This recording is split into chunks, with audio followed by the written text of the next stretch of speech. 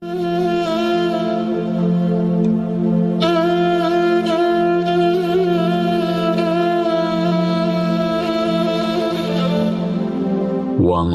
lechil se hijupa, yom sinduna leidiba, singsang na po mamag singkong, amadani.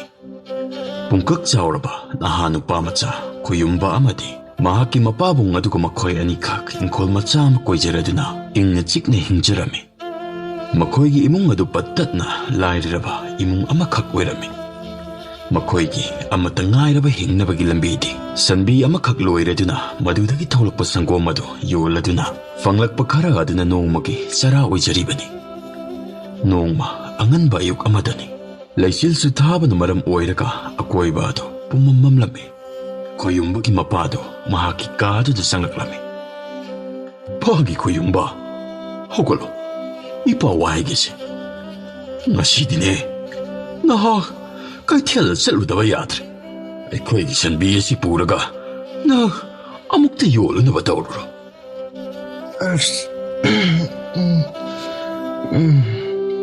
Karino baba ayu angambasida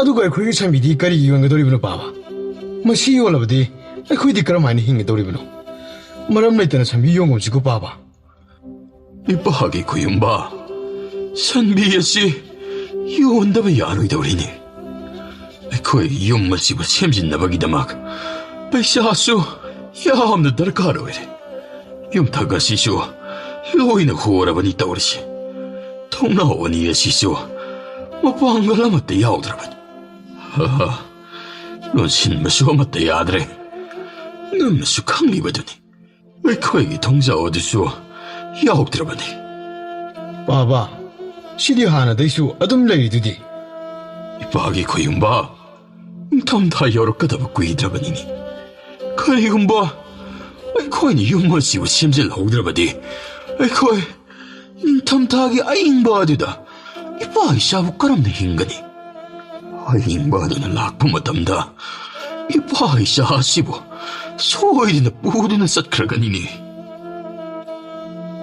Koyumba, mapagi waising asibu tabadaki, sanbi adubu yondaba yararoi kalladuna, kaitil satnabagidamak loisilami.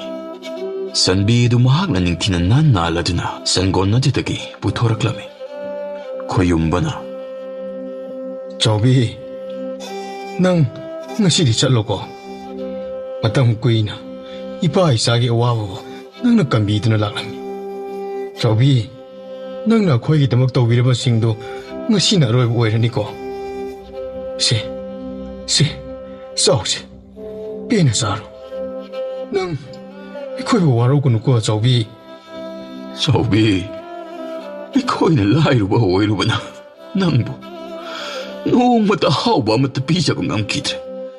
Se, ibungo, kaitielda Chawbiga kainaramday aduda mahakna chaningba matangdi lairaga nahakna pijaramuko ibungo.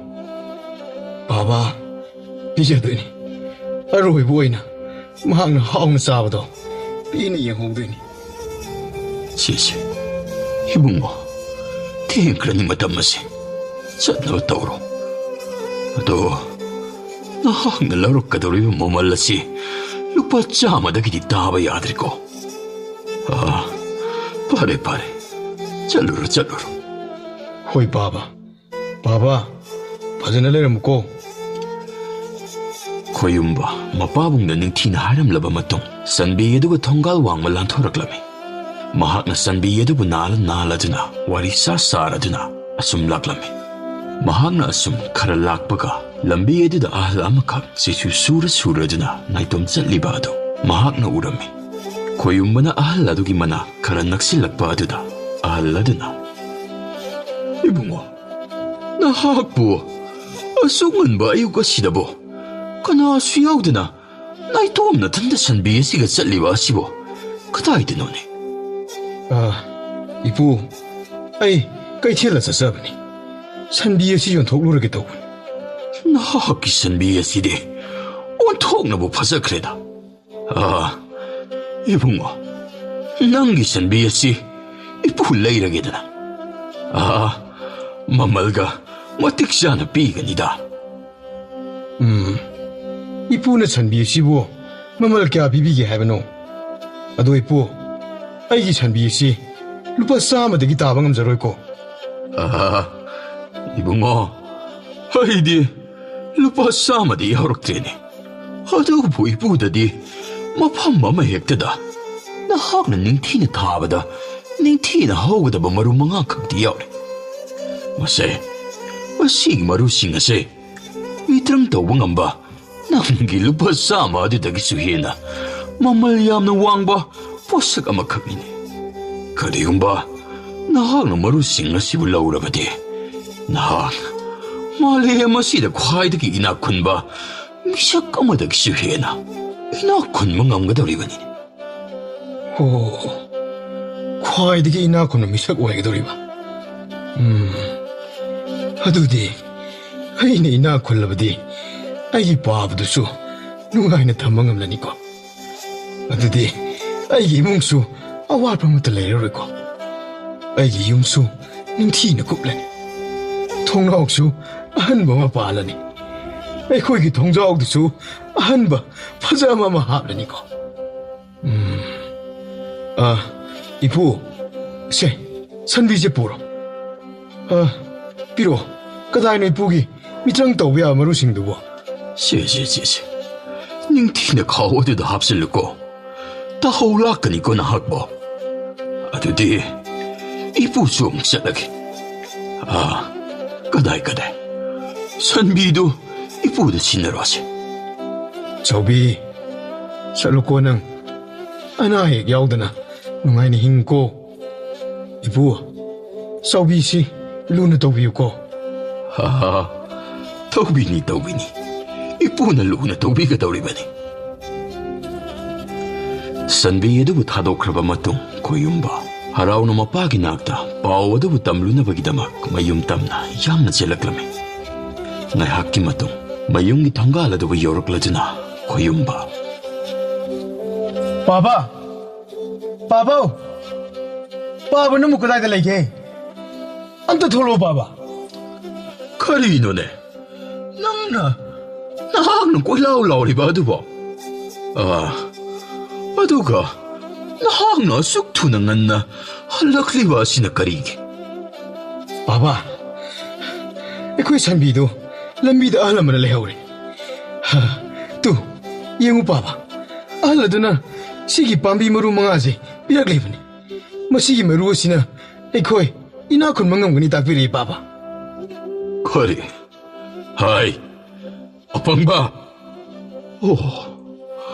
अदु ममल याम्बा अमतंग हाइरब सनबी अदुगिदमक करीसु लैतबा मरु खरा सि पुरगा नाहकना लाग्लिबनेबा.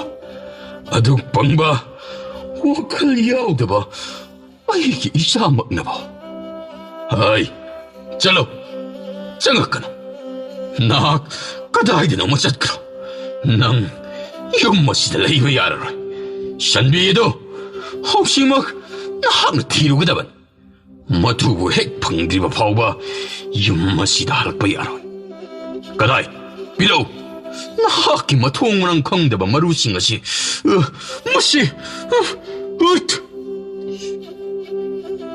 मपाबुंग अदु खोयुंबना मकुत्ता पाइरगा पुरक्लिबसिंग अदु सुमांग अदुदा लंथोखिरमि. अदुगा इमुंग अदुदा चंगलक्लदुना फुंगा अदुगी मनाक्ता फमथरदुना कप्तुना लेरमि. खोयुंबा मपागी नाक्ता चंगलक्लदुना बाबा से कबलनुबा ऐ लांजरेबा. बाबा कपतो. हाय चलो चंगकनो. हौजिक्ति लोइरेदना. अैखोय हौजिक थवाइसि थाबा नत्तना हिंगनबगी उपाय अमता लैत्रबनि. खोयुंबा थवाइ नुंगाइतना महाकी कादुदा चंगक्लमि. 산비 이마ꯈꯛ ꯂꯩꯖꯔꯝꯕꯗꯨꯁꯨ ꯂꯦꯝꯅ ꯃꯥꯡꯈ꯭ꯔꯕꯀꯣ. ꯍꯧꯖꯤꯛꯇꯤ ꯑꯩꯈꯣꯏꯁꯤ ꯍꯥꯟꯅꯗꯒꯤ ꯍꯦꯟꯅ ꯆꯥꯅꯤꯡꯉꯥꯏ ꯊꯛꯅꯤꯡꯉꯥꯏ ꯂꯩꯇꯕ ꯂꯥꯏꯔꯕ ꯏꯃꯨꯡ ꯑꯃ ꯍꯥꯏꯕꯗꯨ ꯑꯣꯏꯔꯅꯤꯀꯣ. ꯄꯨꯝꯅꯃꯛꯁꯤꯡ ꯑꯁꯤ ꯑꯩꯒꯤ ꯏꯔꯥꯜ ꯉꯥꯛꯇꯅꯤꯀꯣ. ꯑꯁꯨꯝꯅ ꯈꯟꯖꯗꯨꯅ ꯃꯊꯋꯥꯏ ꯋꯥꯅ ꯈꯣꯏꯌꯨꯝꯕ ꯇꯨꯝꯊꯈꯤꯕ ꯈꯪꯍꯧꯗꯦ. ꯃꯊꯪꯒꯤ ꯅꯨꯃꯤꯠ ꯑꯌꯨꯛ ꯑꯉꯟꯕꯗꯅꯤ ꯈꯣꯏꯌꯨꯝꯕꯗꯨ ꯃꯤꯀꯞ ꯊꯣꯛꯂꯛꯂꯝꯃꯤ. ꯑꯩꯗꯤ ꯇꯨꯝꯊꯔꯨꯕ ꯃꯥꯜꯂꯦꯗꯅ. ꯅꯣꯡꯁꯨ ꯉꯥꯜꯂꯕ ꯃꯥꯜꯂꯦꯅꯦ. ꯑꯩ ꯄꯥꯕꯕꯨ ꯅꯨꯡꯉꯥꯏꯅ ꯊꯝꯅꯕꯒꯤꯗꯃꯛ ꯑꯩꯒꯤ ꯁꯟꯕꯤꯗꯣ ꯊꯤꯔꯨꯗꯕ ꯌꯥꯗꯦ. ꯃꯗꯨꯒꯤ ꯑꯣꯏꯗꯕ ꯉꯥꯡꯕ ꯑꯍꯜꯗꯣ ꯐꯥꯗꯅ ꯄꯨꯔꯛꯀꯦ ꯈꯪꯒꯅꯤ.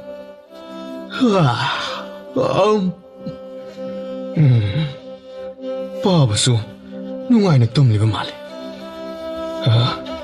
ꯑꯩ ꯍꯦꯛꯇ ꯊꯣꯛꯈꯤꯅꯕ ꯇꯧꯔꯒꯦ. ꯀꯔꯤꯅꯣ ꯃꯁꯤꯗꯤ ꯑꯩꯕꯨ ꯃꯪꯂꯥꯅꯤ. ꯁꯨꯃꯥꯡ ꯃꯌꯥꯏꯁꯤꯗ ꯑꯁꯨꯛ ꯆꯥꯎꯕ ꯎꯖꯥꯎ ꯎꯔꯤꯁꯤꯗꯤ ꯃꯇꯧ ꯀꯔꯝꯅ? ꯉꯔꯥꯡꯒꯤ ꯑꯍꯜꯗꯨꯅ ꯍꯥꯏꯕꯗꯨ ꯆꯨꯝꯂꯦꯗꯅ. ꯃꯁꯤꯗꯤ ꯂꯩꯆꯤꯜ ꯐꯪꯅ ꯍꯧꯕ ꯎꯖꯥꯎ ꯎꯔꯤꯅꯤꯗꯅ. ꯑꯗꯨꯗꯤ ꯑꯍꯜ ꯑꯗꯨꯅ ꯍꯥꯏꯔꯤꯕꯗꯨ ꯑꯩ ꯃꯁꯤ ꯀꯥꯔꯒ ꯆꯨꯝꯕ꯭ꯔꯥ ꯍꯥꯏꯕꯗꯨ ꯑꯃꯨꯛꯇ ꯌꯦꯡꯊꯣꯛꯂꯨꯗꯕ ꯌꯥꯗ꯭ꯔꯦ. ꯄꯥꯕꯅ ꯇꯨꯝꯂꯤꯉꯩꯁꯤꯗ ꯍꯦꯛꯇ ꯀꯥꯔꯒ ꯌꯦꯡꯊꯣꯛꯂꯨꯔꯒꯦ. ꯈꯣꯏꯌꯨꯝꯕ ꯎꯖꯥꯎ ꯎꯔꯤ ꯑꯗꯨꯕꯨ ꯀꯥꯈꯠꯄ ꯍꯧꯔꯛꯂꯝꯃꯤ. ꯃꯁꯥ ꯑꯃꯗꯒꯤ ꯃꯁꯥ ꯑꯃ, ꯃꯁꯥ ꯑꯃꯗꯒꯤ ꯃꯁꯥ ꯑꯃ ꯄꯥꯏꯔꯗꯨꯅ ꯃꯍꯥꯛꯅ ꯑꯁꯨꯝ ꯀꯥꯈꯠꯂꯛꯄꯅ ꯂꯩꯆꯤꯜ ꯐꯪꯒꯗꯕ ꯈꯖꯤꯛꯇꯃꯛ ꯉꯥꯏꯁꯤꯜꯂꯛꯂꯝꯃꯤ.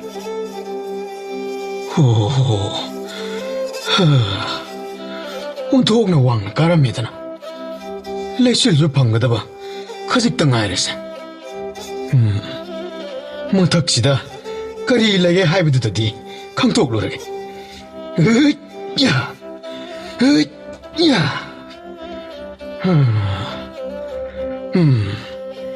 ꯂꯩꯆꯤꯜ ꯃꯊꯛꯇ ꯌꯧꯔꯦꯁꯦ. ꯆꯥꯛꯄꯨ ꯑꯣꯟꯊꯣꯛꯅ ꯂꯥꯝꯃꯛꯈ꯭ꯔꯦꯗ. ꯀꯔꯤꯅꯣ ꯑꯩꯕꯨ ꯃꯪꯂꯥꯅꯤ. ꯑꯩꯅ ꯎꯔꯤꯕꯁꯤꯕꯣ ꯂꯩꯆꯤꯜ ꯅꯣꯡꯐꯥꯏ ꯃꯔꯛꯁꯤꯗ ꯑꯁꯨꯛ ꯅꯤꯡꯊꯤꯅ ꯁꯥꯔꯤꯕ ꯀꯣꯅꯨꯡꯒꯨꯝꯂꯕ ꯌꯨꯝ ꯑꯁꯤꯕꯨ ꯑꯩꯒꯤ ꯃꯤꯠꯁꯤꯅ ꯂꯥꯟꯅ ꯎꯔꯤꯕ ꯖꯥꯠꯂꯥꯅꯤ. ꯆꯥꯛꯀ ꯂꯥꯝꯕꯅꯤ. ꯃꯁꯤꯗ ꯆꯪꯂꯒ ꯍꯦꯛꯇ ꯆꯥꯅꯕ ꯈꯤꯇ ꯄꯤꯌꯨ ꯍꯥꯏꯔꯒ ꯌꯦꯡꯉꯨꯔꯒꯦ. ꯈꯣꯏꯌꯨꯝꯕ ꯂꯩꯆꯤꯜꯗꯨꯗ ꯀꯨꯝꯊꯔꯗꯨꯅ ꯃꯈꯣꯡ ꯑꯗꯨꯅ ꯆꯠꯂꯤꯕ ꯑꯗꯨ ꯃꯪꯒꯨꯝꯅ ꯈꯟꯖꯔꯝꯃꯤ. ꯃꯍꯥꯛꯅ ꯑꯁꯨꯝ ꯆꯪꯁꯤꯟꯗꯨꯅ ꯐꯖꯔꯕ ꯌꯨꯝ ꯑꯗꯨꯒꯤ ꯊꯣꯡꯖꯤꯜꯗ ꯂꯦꯞꯂꯗꯨꯅ, ꯀꯅꯥ ꯂꯩꯒꯦ? ꯀꯅꯥ ꯂꯩꯕꯒꯦ ꯌꯨꯝꯁꯤꯕꯣ? ꯊꯣꯡ ꯍꯥꯡꯗꯣꯔꯛꯂꯦꯅꯦ. ꯑꯍꯜꯅꯤꯅꯦ. ꯑꯣꯟꯊꯣꯛꯅ ꯅꯥꯟꯅ ꯂꯩꯈ꯭ꯔꯦꯗ. ꯏꯄꯨ, ꯆꯥꯕ ꯌꯥꯕ ꯈꯤꯇꯪ ꯄꯤꯕꯤꯕ ꯌꯥꯒꯗ꯭ꯔꯥ? ꯑꯩ ꯆꯥꯛ ꯌꯥꯝꯅ ꯂꯥꯝꯃꯦꯕ. ꯅꯍꯥꯛꯇꯤ ꯅꯌꯥꯡꯕꯨ ꯑꯣꯟꯊꯣꯛꯅꯁꯨ ꯀꯪꯈ꯭ꯔꯦꯗ. ꯂꯥꯛꯑꯣ ꯂꯥꯛꯑꯣ, ꯃꯅꯨꯡꯗ ꯆꯪꯉꯛꯑꯣ ꯂꯥꯛꯑꯣ. ꯆꯥꯔꯁꯤ ꯂꯥꯛꯑꯣ, ꯆꯥꯔꯁꯤ ꯂꯥꯛꯑꯣ. ꯑꯍꯜ ꯑꯗꯨꯅ ꯈꯣꯏꯌꯨꯝꯕꯕꯨ ꯌꯨꯝ ꯃꯅꯨꯡ ꯑꯗꯨꯗ ꯄꯨꯁꯤꯜꯂꯛꯂꯝꯃꯤ. ꯑꯗꯨꯒ ꯃꯍꯥꯛꯅ ꯊꯛꯄ ꯌꯥꯕ ꯁꯪꯒꯣꯝ ꯑꯃꯗꯤ ꯆꯥꯅ ꯊꯛꯅꯕꯁꯤꯡ ꯄꯨꯊꯣꯔꯛꯂꯗꯨꯅ ꯅꯤꯡꯊꯤꯅ ꯄꯤꯖꯔꯝꯃꯤ.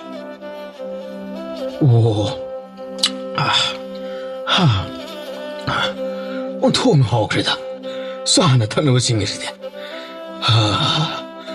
ꯀꯥꯁꯤꯅꯒ ꯑꯣꯟꯊꯣꯛꯅ ꯐꯖꯔꯤꯕ. ꯅꯨꯡꯉꯥꯏꯕ, ꯏꯅꯥꯛ ꯈꯨꯟꯕ ꯍꯥꯏꯕꯗꯣ ꯃꯁꯤ ꯑꯣꯏꯔ ꯃꯥꯜꯂꯦ. ꯑꯉꯥꯡ ꯃꯈꯣꯜ ꯅꯠꯇꯕ꯭ꯔꯥꯅꯦ ꯇꯥꯔꯤꯕ ꯃꯈꯣꯜ ꯑꯁꯤꯕꯣ? 이봉아, 라오 라오, 쟤 두나무도 로실러라. 파묵만 가시다, 로나 범도 떡실러. 이 수누 빠드디, 막디, 다이방 미워해봤나 코이시, 우부야디. 나 코이부 핵 우바시, 막디 과이되기 놓아있다봐. 뻑시까마네. 라오 라오, 두나무도 로실러라. Ngayhaki matung ahal adugi masunupa ado kaado di sanglaglammi. Angang aduna. Upo, tayo miyawa manam na mamalida. Kaday lady. Ibungwa, kana sulay tira. Sanggo manam masida walang ganida. Nagti, ꯅꯪꯕꯨ ꯁꯥꯟꯅꯕ ꯋꯥꯔꯕ꯭ꯔꯣ? ꯄꯨꯄꯨ, ꯋꯥꯗꯦꯗ. ꯑꯗꯨ ꯄꯨꯄꯨ, ꯑꯩꯗꯤ ꯇꯥꯏꯕꯪ ꯃꯤꯑꯣꯏꯕꯁꯦ ꯑꯃꯠꯇ ꯍꯩꯅꯗꯦꯀꯣ. ꯄꯨꯄꯨ, ꯑꯩ ꯁꯤꯗ ꯑꯗꯨꯝ ꯁꯥꯟꯅꯒꯦ. ꯀꯥꯗꯨꯗ ꯑꯉꯥꯡ ꯅꯨꯄꯥ ꯃꯆꯥꯗꯨ ꯃꯍꯥꯛꯀꯤ ꯁꯅꯥꯅ ꯁꯥꯕ ꯁꯥꯃꯨ ꯃꯆꯥ ꯑꯅꯤꯗꯨ ꯄꯨꯊꯣꯛꯂꯗꯨꯅ ꯁꯥꯟꯅꯔꯝꯃꯤ. ꯀꯥꯡꯈꯗ ꯂꯣꯠꯂꯤꯕ ꯈꯣꯏꯌꯨꯝꯕ ꯇꯧꯔꯤꯕꯗꯨ ꯉꯛꯅ ꯂꯥꯡꯇꯛꯅꯅ ꯌꯦꯡꯗꯨꯅ ꯑꯁꯨꯝ ꯂꯩꯔꯝꯃꯤ. ꯈꯣꯏꯌꯨꯝꯕꯅ, ꯑꯩꯅ ꯊꯦꯡꯅꯔꯤꯕꯁꯤꯡ ꯑꯁꯤꯕꯨ ꯇꯁꯦꯡꯅꯃꯛ ꯑꯁꯦꯡꯕ ꯇꯥꯏꯕꯪ ꯍꯥꯏꯕꯗꯨ ꯑꯣꯏꯔꯤꯗ꯭ꯔꯥꯅꯦ?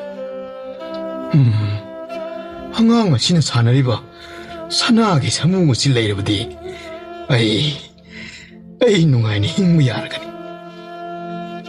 ꯈꯣꯏꯌꯨꯝꯕꯗꯨ ꯀꯥꯡꯈꯗ ꯑꯗꯨꯃꯛ ꯂꯣꯠꯇꯨꯅ ꯂꯩꯔꯝꯃꯤ. ꯉꯥꯏꯍꯥꯛ ꯂꯩꯔꯕ ꯃꯇꯨꯡ ꯑꯉꯥꯡ ꯅꯨꯄꯥ ꯃꯆꯥꯗꯨ ꯃꯍꯥꯛꯅ ꯁꯥꯟꯅꯔꯤꯕ ꯁꯅꯥꯒꯤ ꯁꯥꯟꯅꯄꯣꯠꯁꯤꯡ ꯑꯗꯨ ꯃꯐꯝ ꯑꯗꯨꯗ ꯊꯝꯂꯝꯂꯗꯨꯅ ꯃꯄꯨꯒꯤ ꯃꯅꯥꯛꯇ ꯆꯪꯈꯤꯔꯝꯃꯤ. ꯑꯉꯥꯡ ꯑꯗꯨ ꯍꯦꯛ ꯊꯣꯛꯈꯤꯕꯒ ꯈꯣꯏꯌꯨꯝꯕ ꯂꯩꯔꯤꯕ ꯁꯅꯥꯒꯤ ꯁꯥꯃꯨ ꯑꯗꯨ ꯃꯍꯥꯛꯀꯤ ꯈꯥꯎ ꯑꯗꯨꯗ ꯍꯥꯞꯆꯤꯜꯂꯝꯃꯤ. ꯃꯁꯤ ꯈꯛꯇꯅꯤ ꯑꯩꯅ ꯗꯔꯀꯥꯔ ꯂꯩꯔꯤꯕ. ꯃꯁꯤꯅꯗꯤ ꯑꯩ ꯃꯔꯦꯛ ꯃꯍꯥꯎ ꯊꯣꯛꯅ ꯅꯨꯡꯉꯥꯏꯅ ꯍꯤꯡꯕꯗꯤ ꯌꯥꯔꯣꯏ. ꯁꯅꯥꯒꯤ ꯁꯥꯃꯨꯅ ꯁꯥꯟꯅꯄꯣꯠ ꯑꯣꯏꯔꯤꯕꯁꯤꯅꯗꯤ ꯃꯈꯣꯏꯒꯤ ꯏꯃꯨꯡ ꯑꯁꯤꯗ ꯑꯍꯦꯟꯕ ꯁꯅꯥ ꯂꯨꯄꯥ ꯁꯣꯏꯗꯅ ꯂꯩꯔꯝꯈꯤꯒꯅꯤ. ꯑꯩ ꯌꯦꯡꯈꯤꯗꯕ ꯌꯥꯗꯦ. ꯀꯩꯅꯣ, ꯑꯉꯥꯡ ꯑꯃꯨꯛ ꯌꯧꯔꯛꯂ ꯃꯥꯜꯂꯤꯅꯤ. ꯃꯁꯤꯒꯤ ꯀꯥꯁꯤꯗ ꯆꯪꯉꯒ ꯍꯦꯛꯇ ꯂꯣꯠꯂꯒꯦ. ꯃꯊꯪꯒꯤ ꯊꯪꯅꯕ ꯀꯥ ꯑꯁꯤꯗ ꯄꯣꯂꯥꯡ ꯑꯃꯅ ꯀꯨꯞꯇꯨꯅ ꯂꯩꯔꯤꯕ ꯁꯅꯥꯒꯤ ꯌꯦꯟꯕꯤ ꯑꯍꯤꯡꯕ ꯑꯗꯨ ꯄꯨꯊꯣꯔꯛꯄ ꯑꯗꯨꯕꯨ ꯃꯍꯥꯛꯅ ꯎꯔꯝꯃꯤ. ꯑꯩꯒꯤ ꯌꯦꯟꯕꯤ, ꯁꯅꯥ ꯀꯣꯛꯄꯤ, ꯁꯦ ꯌꯦꯔꯨꯝ ꯑꯃꯇ ꯀꯣꯛꯑꯣꯁꯦ. ꯁꯅꯥꯒꯤ ꯌꯦꯟꯕꯤ ꯑꯁꯤ ꯁꯅꯥꯒꯤ ꯃꯔꯨꯝ ꯀꯣꯛꯂꯤꯅꯦ. ꯃꯁꯤꯃꯒ ꯂꯩꯔꯕꯗꯤ ꯑꯩ ꯁꯣꯏꯗꯅ ꯅꯨꯡꯉꯥꯏꯔꯅꯤꯗꯅ. ꯑꯍꯜ ꯑꯗꯨ ꯌꯦꯔꯨꯝ ꯑꯗꯨꯕꯨ ꯂꯧꯈꯠꯂꯗꯨꯅ ꯌꯦꯟꯕꯤ ꯑꯗꯨ ꯍꯥꯟꯅꯒꯤ ꯃꯇꯧꯒꯨꯝ ꯄꯣꯂꯥꯡ ꯑꯗꯨꯗ ꯀꯨꯞꯁꯤꯜꯂꯗꯨꯅ ꯊꯝꯂꯝꯃꯤ. ꯑꯍꯜ ꯑꯗꯨꯕꯨ ꯍꯦꯛ ꯊꯣꯛꯈꯤꯕꯒ ꯌꯦꯟꯕꯤ ꯑꯗꯨ ꯈꯣꯏꯌꯨꯝꯕꯒꯤ ꯈꯥꯎ ꯑꯗꯨꯗ ꯍꯥꯞꯆꯤꯜꯂꯝꯃꯤ. ꯑꯍꯜ ꯑꯗꯨꯅ ꯍꯥꯏꯕ ꯄꯨꯝꯕ ꯃꯤꯠꯃꯥꯡꯁꯤꯗ ꯂꯣꯏꯅ ꯊꯣꯛꯂꯤꯕꯅꯤꯗ. ꯃꯍꯥꯛꯅ ꯍꯥꯏꯈꯤꯕꯗꯤ ꯏꯅꯥꯛ ꯈ꯭ꯋꯥꯏꯗꯒꯤ ꯈꯨꯟꯕ ꯃꯤꯁꯛ ꯑꯗꯨꯗꯒꯤ ꯑꯩꯅ ꯍꯦꯟꯅ ꯏꯅꯥꯛ ꯈꯨꯟꯕ ꯉꯝꯒꯅꯤ ꯍꯥꯏꯕꯅꯤ. ꯑꯩꯒꯤ ꯈꯥꯎ ꯑꯁꯤꯗ ꯌꯥꯎꯔꯤꯕꯁꯤꯅꯗꯤ ꯃꯗꯨꯃꯛꯇꯤ ꯑꯣꯏꯕ ꯉꯝꯈꯤꯔꯣꯏꯗ. ꯑꯩ ꯃꯈꯥ ꯇꯥꯅ ꯍꯨꯈꯤꯕ ꯇꯥꯏ. ꯈꯣꯏꯌꯨꯝꯕ ꯑꯇꯣꯞꯄ ꯀꯥꯗ ꯆꯪꯂꯗꯨꯅ ꯊꯤꯕ ꯍꯧꯔꯛꯂꯝꯃꯤ. ꯉꯥꯏꯍꯥꯛ ꯂꯩꯔꯕ ꯃꯇꯨꯡ ꯑꯉꯥꯡ ꯅꯨꯄꯥ ꯃꯆꯥ ꯑꯗꯨꯅ ꯐꯃꯨꯡ ꯑꯗꯨꯗ ꯁꯥꯟꯅꯔꯤꯕ ꯑꯗꯨ ꯊꯦꯡꯅꯔꯝꯃꯤ.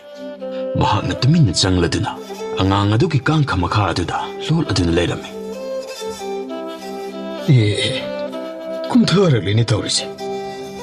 ꯀꯩꯅꯣ, ꯃꯥꯅ ꯄꯥꯏꯔꯤꯕ ꯆꯐꯨ ꯑꯁꯤꯗꯤ ꯁꯅꯥꯒꯤꯅꯤꯅꯦ. ꯆꯐꯨ ꯑꯁꯤꯗ ꯍꯥꯞꯆꯤꯜꯂꯤꯕꯁꯤꯗꯤ ꯁꯅꯥꯒꯤ ꯌꯦꯔꯨꯝꯅꯤꯗꯅ.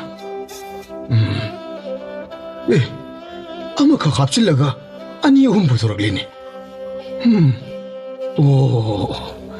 ꯃꯁꯤ ꯂꯩꯔꯕꯗꯤ ꯑꯍꯜ ꯑꯗꯨꯅ ꯍꯥꯏꯔꯤꯕ ꯄꯨꯝꯅꯃꯛ ꯑꯗꯨ ꯂꯣꯏꯅ ꯑꯣꯏꯊꯣꯛꯂꯒꯅꯤ.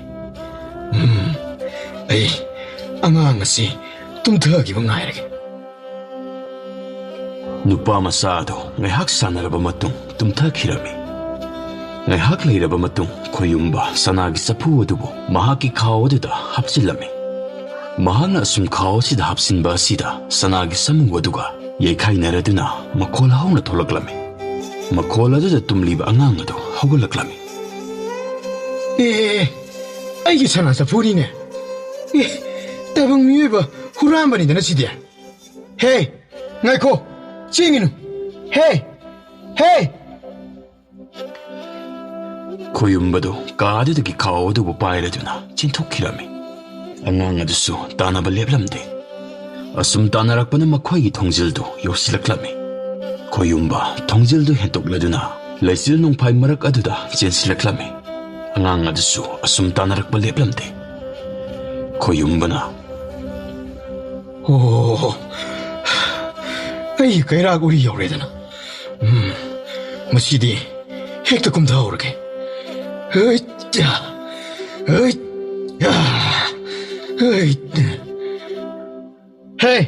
ngaiko, nang ngaiko. Sidi, lesil makada kungkreta. Aidi, asuk wang masidagi, karam na kungani. Koyumba, konglay tuna lay may yaw na ba, kumtana ba honaraklami. Ngayhak lay raba matong mahak na makoy sumang yoroklami. Koyumba na.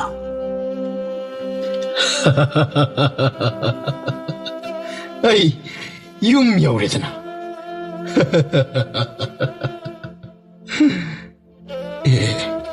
Masiya nga sidi, kumtaba horoklamanine. 신장 거다 있을 그래. 아이부, 망골 수아이다 탐번이다. 오, 레이레레.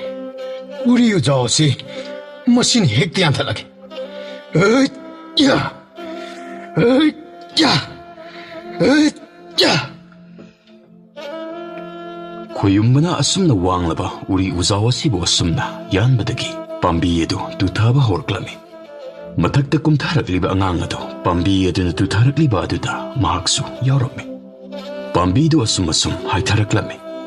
Wanglaba pambiyedu na asum tutarakpana tungliba angangado galoinaraduna. Lasil taraba singadugi wangwada punna haitaraduna takirami. Mikop karadi pumchikchiklami. Ngayhak layraba matung arapa chingdola dugi wangmadagi makola mataraklami. Koyumbana. Oh, asuk kauna kapna launa kong liba sidi hangang nupa masadun oiraba malene. Oh, nung taktale horiba mapupo kaduna taana ba oiraba maledana. Oh, nung tak sidi laisina pumamamsing krene. Nung tak asidagi su mapuusina hong nakabli.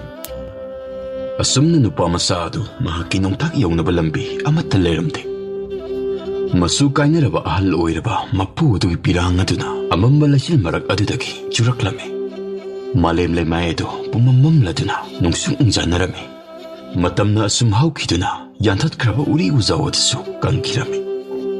Koyumba mahang nung taktagi purakiba magulay raba sanalupa singadugi matingdagi mapabong aduga nungayba punsi marela mada inakira kunba imunga magimiyoy amawina nungay na palami. Matamgi matung ina koyumbagi mapabong adsu nunggakirami. Koyumba inakira kunbi ningwala malauraduna mahaking masataraga loinaraduna nungay na paladuna hingli. Koyumba na. Isasa ngasi pabong liriba warising ngasi aigi punsida taseng na thokiba ngaktani.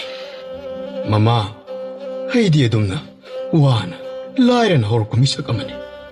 Baba, babada tanarakiba nupa masadudi nung taktikagraba. Ipagi bungo, mamaga nungay na potaro. Salo. Baba mapanda na hakta potaro kike. Haigi punsi ngasidi ay na ningjawa manglana dugi punsi marelado hingduna leiri. Adumakpu ay tamoyesdi harawa nungayba haibdo iningtamna mayiksing na pawa haibdodi ngamdrido. Malang mamana humlakpa kuding haladugi masunupa adana mapubu ko ugi konseltani ay ginakong sinatarim. Nung juta mana lakiba makay mapu na masugit makapladana pirang dun ay po solaliba nito. Ay na asuk chaw na lang silibi iralas di mapu na ay po kaydong nung nangapiraro. Matamgi matung ina koyumba ahal o silaklami.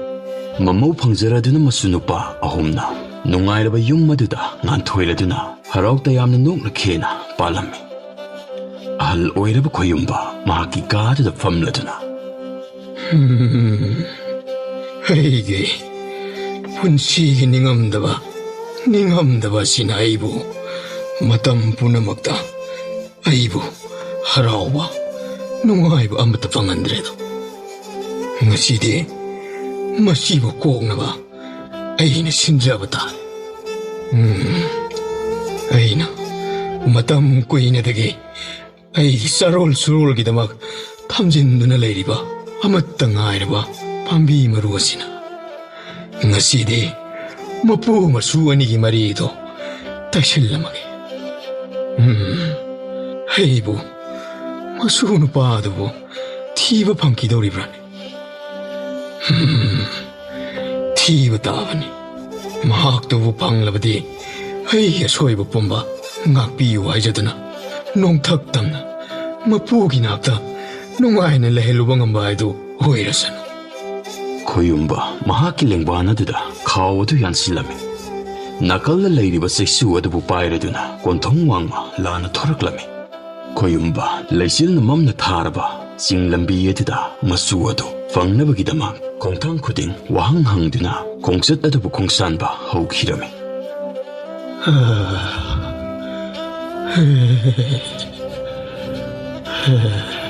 ꯕꯥꯕꯥ, ꯃꯁꯤ ꯅꯨꯄꯥ ꯑꯗꯨꯕꯨ ꯐꯪꯈ꯭ꯔꯕ꯭ꯔꯥ?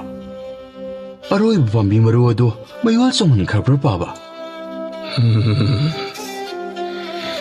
ꯀꯔꯤꯒꯨꯝꯕ ꯃꯇꯝꯗ ꯅꯣꯡꯊꯛꯁꯤꯗ ꯅꯣꯡ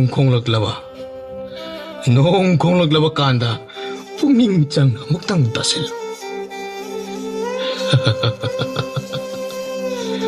ꯃꯄꯨ ꯃꯁꯨ ꯑꯅꯤꯅ ꯂꯩꯆꯤꯜ ꯅꯣꯡꯐꯥꯏ ꯃꯔꯛꯁꯤꯗ ꯍꯔꯥꯎꯅ ꯅꯨꯡꯉꯥꯏꯅ ꯁꯥꯟꯅꯖꯕꯒꯤ ꯈꯣꯟꯖꯦꯜ ꯁꯣꯏꯗꯅ ꯇꯥꯕ ꯐꯪꯒꯅꯤ.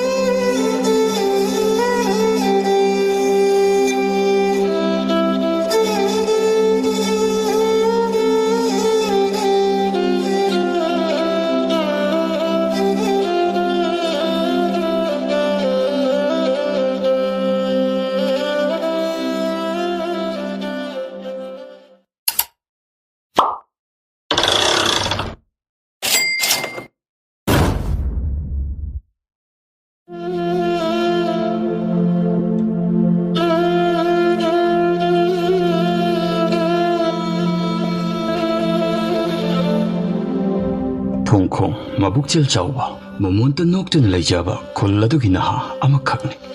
ꯃꯍꯥꯛꯀꯤ ꯃꯌꯥꯝꯕ ꯊꯧꯄꯨ ꯀꯨꯆꯨ ꯄꯥꯜꯂꯤ, ꯃꯁꯛ ꯃꯇꯧ ꯅꯤꯡꯊꯤꯖꯩ. ꯑꯗꯨꯕꯨ ꯃꯌꯥꯝꯕ ꯊꯧꯄꯨꯗꯤ ꯈꯨꯜꯒꯤ ꯑꯍꯜ ꯂꯃꯟꯁꯤꯡꯗ ꯃꯤꯀꯧ ꯂꯨꯗꯦ. ꯊꯛꯁꯤ ꯈꯥꯁꯤ ꯂꯩꯇꯕ ꯃꯤꯁꯛ ꯑꯃꯈꯛꯅꯤ. ꯃꯈꯣꯏ ꯑꯋꯥꯕ ꯏꯃꯨꯡ ꯑꯃꯗ ꯄꯣꯛꯄ ꯃꯃꯥ ꯃꯄꯥ ꯑꯅꯤꯃꯛ ꯂꯩꯇ꯭ꯔꯕ ꯂꯝꯖꯥ ꯃꯆꯥ ꯑꯅꯤꯈꯛꯅꯤ. ꯏꯕꯨꯡꯉꯣ ꯊꯧꯄꯨ, ꯅꯈꯣꯏꯕꯨ ꯀꯗꯥꯏꯗ ꯆꯠꯂꯨꯔꯤꯕꯅꯣꯅꯦ? ꯏꯄꯨ, ꯁꯨꯝ ꯀꯣꯏꯊꯣꯛꯂꯨꯕꯅꯦ. ꯏꯄꯨ, ꯑꯋꯥꯡꯂꯣꯝꯒꯤ ꯎꯃꯪꯁꯤꯗ ꯍꯩ ꯆꯥꯕ ꯆꯠꯂꯨꯕꯅꯤ. ꯀꯔꯤ ꯍꯩꯕꯨ ꯄꯥꯜꯂꯤꯒꯦꯅꯦ ꯍꯧꯖꯤꯛꯁꯤꯕꯣ? ꯏꯄꯨ, ꯍꯩꯀꯨ ꯄꯥꯜꯂꯤ, ꯃꯥꯜꯍꯩ ꯄꯥꯜꯂꯤ, ꯕꯣꯔꯣꯏꯁꯨ ꯄꯥꯜꯂꯤ, ꯑꯗꯒꯤ ꯅꯣꯕꯥꯞꯁꯨ ꯇꯞ ꯇꯥꯒꯩ ꯄꯥꯜꯂꯤ ꯏꯄꯨ. ꯁꯦ ꯏꯄꯨ, ꯃꯥꯜꯍꯩ ꯈꯔ ꯌꯥꯎꯔꯤ. ꯍꯦ, ꯌꯥꯔꯦꯗ ꯄꯤꯔꯛꯑꯅꯨꯅꯦ.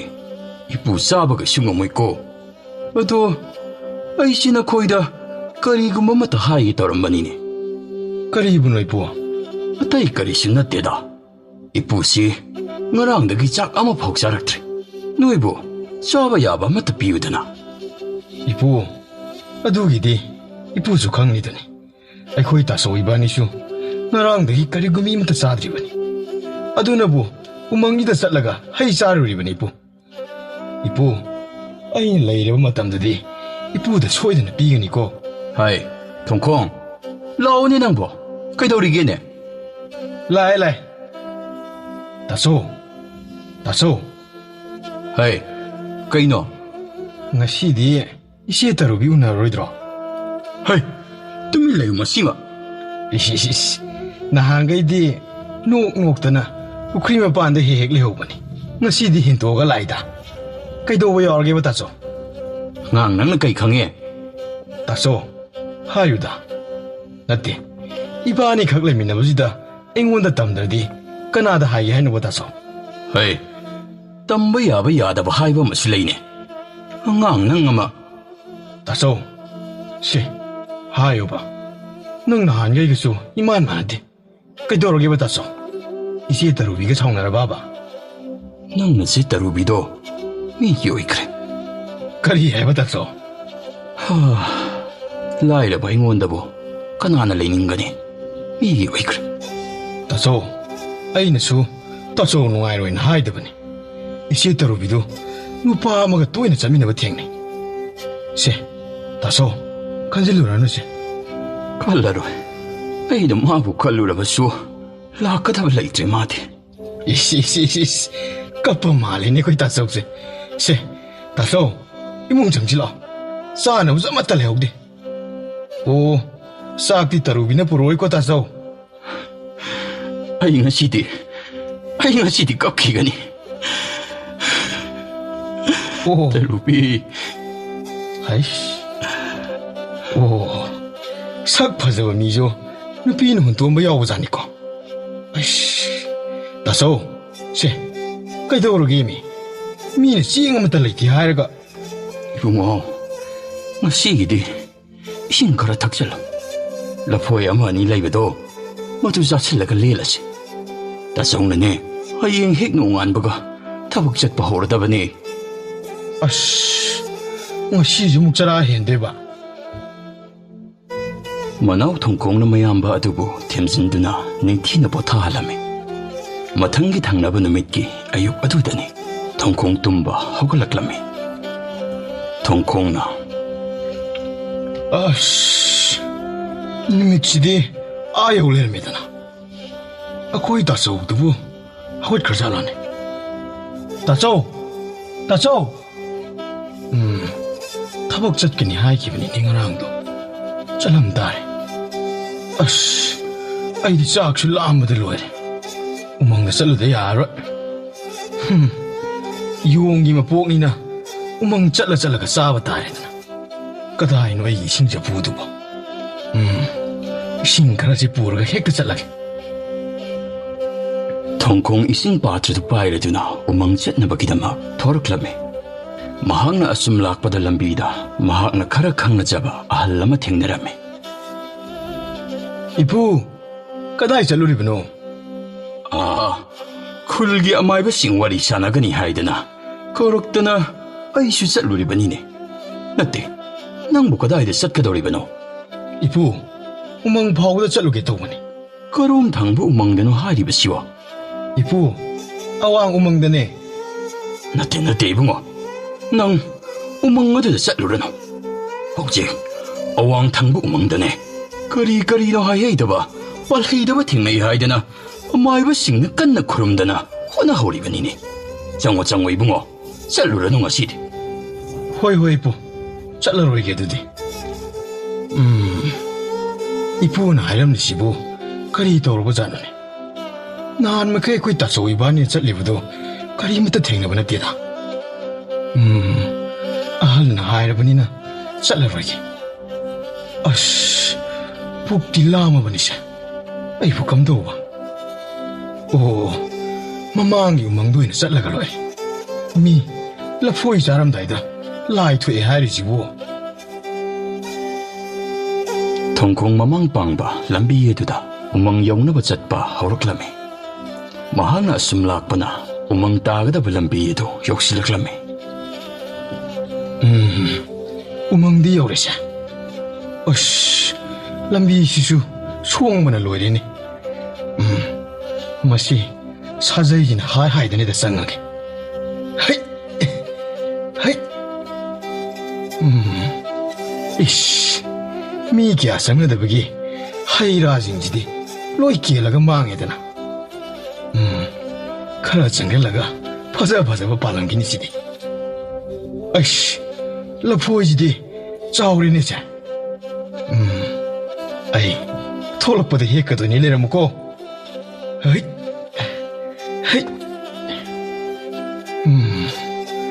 파네암 상무디 정실내자. 마치디 수아이다 윰마마 사라가 레이라디 싸바 탁보디 와라로이부. Mahangna asum umang aduda jangsilakduna tektaba makai palamliba. Haira singdo apama khalladuna charaduna umang adugi mayai chabuk yoksilaklame. Tongkong waraduna ukong amada famlaga mahaki ising patrado puthoraklame. 아이씨, ngasi디 혹시 아이돌이네 아이보. 그리노 시디 하이싱시 어토나 하오크레. 싱지죠. 코로 항문을 놓이리. ꯑꯩꯕꯨ ꯁꯤꯕꯨ ꯀꯣꯟꯅꯈꯤꯗ꯭ꯔꯅꯦ? ꯇꯟꯖꯥꯁꯤꯗ ꯃꯍꯥꯛꯅ ꯉꯥꯊꯔꯤꯕ ꯎꯈꯣꯡ ꯑꯗꯨꯒꯤ ꯃꯅꯤꯡꯂꯣꯝꯗꯒꯤ ꯃꯈꯣꯜ ꯑꯃ ꯇꯥꯔꯛꯂꯝꯃꯤ. ꯍꯩ, ꯀꯩꯅꯣꯅꯦ? ꯁꯥ ꯀꯩ ꯑꯣꯏꯔꯕꯖꯥꯠꯂꯣ? ꯑꯩꯁ, ꯃꯁꯤꯗꯤ 우탁시대 ꯍꯦꯛꯇ ꯀꯥꯈꯠꯍꯧꯔꯒꯦ. 이붕어. ꯍꯦ, ꯃꯇꯧ ꯀꯔꯝꯅ ꯎꯃꯪꯁꯤꯗ ꯑꯁꯨꯛ ꯑꯍꯜ ꯑꯣꯏꯔꯕꯁꯤꯅ ꯃꯐꯤ ꯐꯨꯔꯤꯠꯁꯤꯡ ꯑꯁꯤꯁꯨ ꯂꯣꯏꯅ ꯁꯦꯒꯥꯏꯔꯦꯅꯦ. ꯑꯍꯜ, ꯀꯔꯤꯅꯣ? ꯀꯔꯤ ꯍꯥꯏꯒꯦ ꯍꯥꯏꯕꯅꯣ? 이쁘시 이싱이 없는 거랑래니. 낭기 이싱도 거집다 닥쳐기 봐. ꯀꯔꯤꯅꯣꯅꯦ? ꯑꯩ ꯏꯁꯤꯡ ꯌꯥꯎꯏ ꯍꯥꯏꯕꯗꯤ ꯀꯔꯝꯅ ꯈꯪꯉꯤꯕ? ꯑꯗꯨꯒ ꯑꯁꯨꯛ ꯁꯣꯜꯂꯕ ꯃꯍꯥꯛꯅ ꯃꯇꯧ ꯀꯔꯝꯅꯅꯣ? ꯅꯠꯇ꯭ꯔꯒꯅ ꯃꯐꯝꯁꯤꯗ ꯃꯍꯥꯛꯀꯤ ꯌꯨꯝ ꯂꯩꯕꯖꯥꯠꯂꯥ? 이붕어, 이싱도 이쁘다 묵다 비우니. 어이, 이싱 거랑문을 로이래니. ꯑꯩꯕꯨ ꯏꯁꯤꯡꯁꯤꯕꯨ ꯉꯁꯥꯏ ꯃꯈꯩ ꯊꯛ ꯊꯛꯇꯨꯅ ꯂꯥꯛꯄꯒꯤ ꯈꯖꯤꯛꯇꯃꯛ ꯉꯥꯏꯁꯤꯜꯂꯛꯂꯕꯅꯤ. ꯏꯁꯤꯡ ꯑꯁꯨꯛ ꯈꯧꯔꯥꯡꯂꯕ ꯀꯥꯟꯁꯤꯗ ꯃꯁꯤꯒꯤ ꯍꯅꯨꯕꯁꯤꯅ ꯑꯁꯨꯛ ꯌꯥꯝ ꯌꯦꯠꯂꯤꯕꯁꯤꯅ ꯀꯔꯤꯒꯤꯅꯣꯕ? 어이, 이싱 거랑문을 로이래니. 이싱 기다 비우봐. ꯑꯍꯜꯁꯤꯒꯤ ꯃꯑꯣꯡꯁꯤ ꯑꯃꯨꯛꯁꯨ ꯅꯨꯡꯉꯥꯏꯇꯦ. ꯇꯁꯦꯡꯅ ꯈꯧꯔꯥꯡꯂꯕ ꯃꯥꯜꯂꯦ. ꯏꯄꯨ, ꯅꯁꯨꯁꯤ 이싱시 ꯈꯧꯔꯥꯡꯕꯅ ꯂꯣꯏꯔꯕꯅꯤ.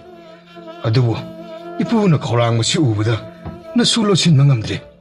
ꯁꯦ, 이쁘, ꯌꯥꯝꯅꯗꯤ ꯌꯥꯎꯗ꯭ꯔꯦ. ꯃꯁꯤꯅ 이쁘ꯒꯤ ꯈꯧꯔꯥꯡꯕꯗꯣ ꯀꯣꯛꯄ꯭ꯔ ꯑꯃꯨꯛꯇ ꯌꯦꯡꯕꯤꯌꯨ. 그다이.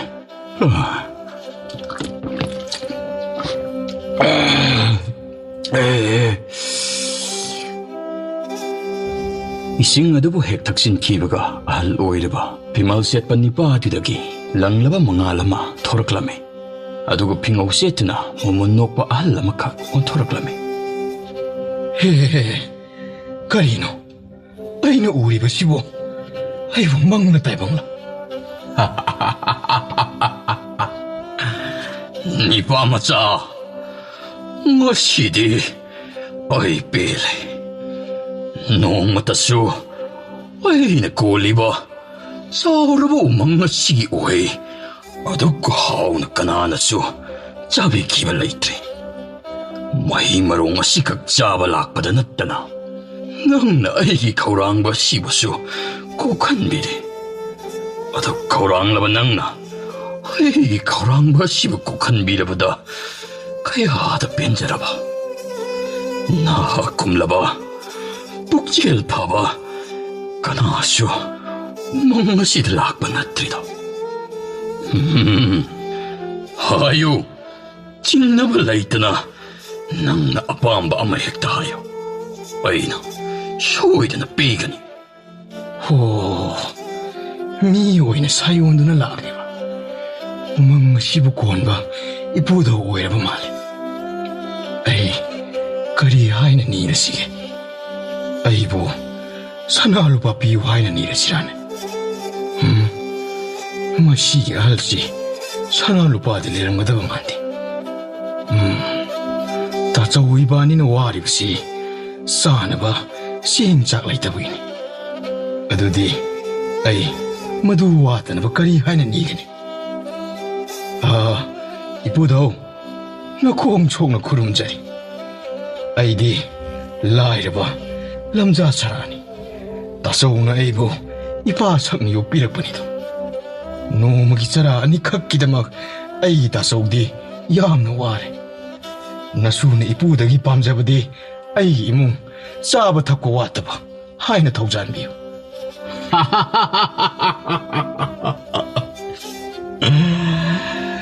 누파 맞자. 어두디 나보다 없는 삐라게. 씨. ꯍꯦ, ꯀꯔꯤꯅꯣ ꯆꯐꯨ ꯑꯃ ꯄꯤꯔꯛꯂꯤꯁꯤꯅ? ꯁꯤꯅ ꯀꯩꯗꯧꯅꯗꯣꯏꯕ? ꯏꯄꯨ, ꯃꯁꯤꯕꯨ... 어이, 하이르게 따로. 자푸아시 ꯅꯪꯒꯤ ꯊꯋꯥꯏꯅ ꯍꯦꯛ ꯂꯩꯔꯤꯕ ꯃꯈꯩꯗꯤ ꯂꯣꯏꯕ ꯅꯥꯏꯗꯅ ꯆꯥꯅ ꯊꯛꯅꯕꯁꯤꯡ ꯄꯤꯕ ꯉꯝꯕ ꯑꯗꯨꯒꯨꯝꯂꯕ ꯆꯐꯨ ꯑꯃꯈꯛꯅꯤ. ꯃꯁꯤꯗ ꯅꯪꯅ ꯗꯔꯀꯥꯔ ꯂꯩꯔꯛꯂꯕ ꯃꯇꯝꯗ ꯅꯪꯒꯤ ꯑꯄꯥꯝꯕ ꯄꯣꯠꯁꯛ ꯑꯗꯨꯕꯨ ꯊꯨꯡꯍꯟꯕ ꯌꯥꯒꯗꯧꯔꯤꯕꯅꯤꯅꯦ. ꯑꯁꯨꯝꯅ ꯎꯃꯪ ꯀꯣꯟꯕ ꯏꯄꯨꯗꯧ ꯑꯁꯤꯅ ꯆꯐꯨ ꯑꯁꯤꯕꯨ ꯃꯇꯧ ꯀꯔꯝꯅ ꯁꯤꯖꯤꯟꯅꯒꯅꯤ ꯍꯥꯏꯕ ꯃꯊꯧ ꯄꯨꯝꯕ ꯑꯗꯨ ꯊꯣꯡꯈꯣꯡꯗ ꯈꯪꯍꯜꯂꯝꯃꯤ. ꯑꯗꯨꯒ ꯆꯐꯨ ꯑꯁꯤ ꯅꯪꯒꯤ ꯅꯈꯨꯠꯇ ꯑꯩꯅ ꯁꯤꯟꯅꯔꯕꯁꯨ ꯃꯁꯤꯒꯤ ꯑꯁꯦꯡꯕ ꯃꯄꯨ ꯑꯗꯨꯗꯤ ꯅꯍꯥꯛꯅ ꯑꯣꯏꯗ꯭ꯔꯤꯕꯅꯤ. ꯑꯗꯨꯗꯤ ꯃꯇꯧ ꯀꯔꯝ ꯇꯧꯅ ꯆꯐꯨ ꯑꯁꯤꯒꯤ ꯃꯄꯨ ꯑꯣꯏꯕ ꯉꯝꯒꯅꯤꯕꯣ? ꯅꯪꯒꯤ ꯅꯈꯨꯠꯇ ꯂꯩꯔꯕ ꯆꯐꯨꯅꯤ. ꯃꯗꯨ ꯅꯪꯅ ꯍꯣꯠꯅꯒꯗꯕꯅꯤ. ꯃꯇꯝꯒꯤ ꯃꯇꯨꯡ ꯏꯟꯅ ꯅꯪꯅ ꯆꯐꯨ ꯑꯁꯤꯒꯤ ꯃꯄꯨ ꯑꯣꯏꯕ ꯉꯝꯂꯛꯈꯤꯅꯤ. ꯑꯩꯒꯤ ꯊꯥꯖꯕ ꯑꯁꯤ ꯅꯍꯥꯛꯅ ꯃꯥꯡꯍꯟꯒꯅꯨꯀꯣ. ꯍꯣꯏ, ꯏꯄꯨꯗꯧꯒꯤ ꯊꯧꯖꯥꯜꯗꯒꯤ ꯅꯁꯨ ꯃꯗꯨꯃ ꯑꯣꯏꯕ ꯉꯝꯖꯔꯒꯦ.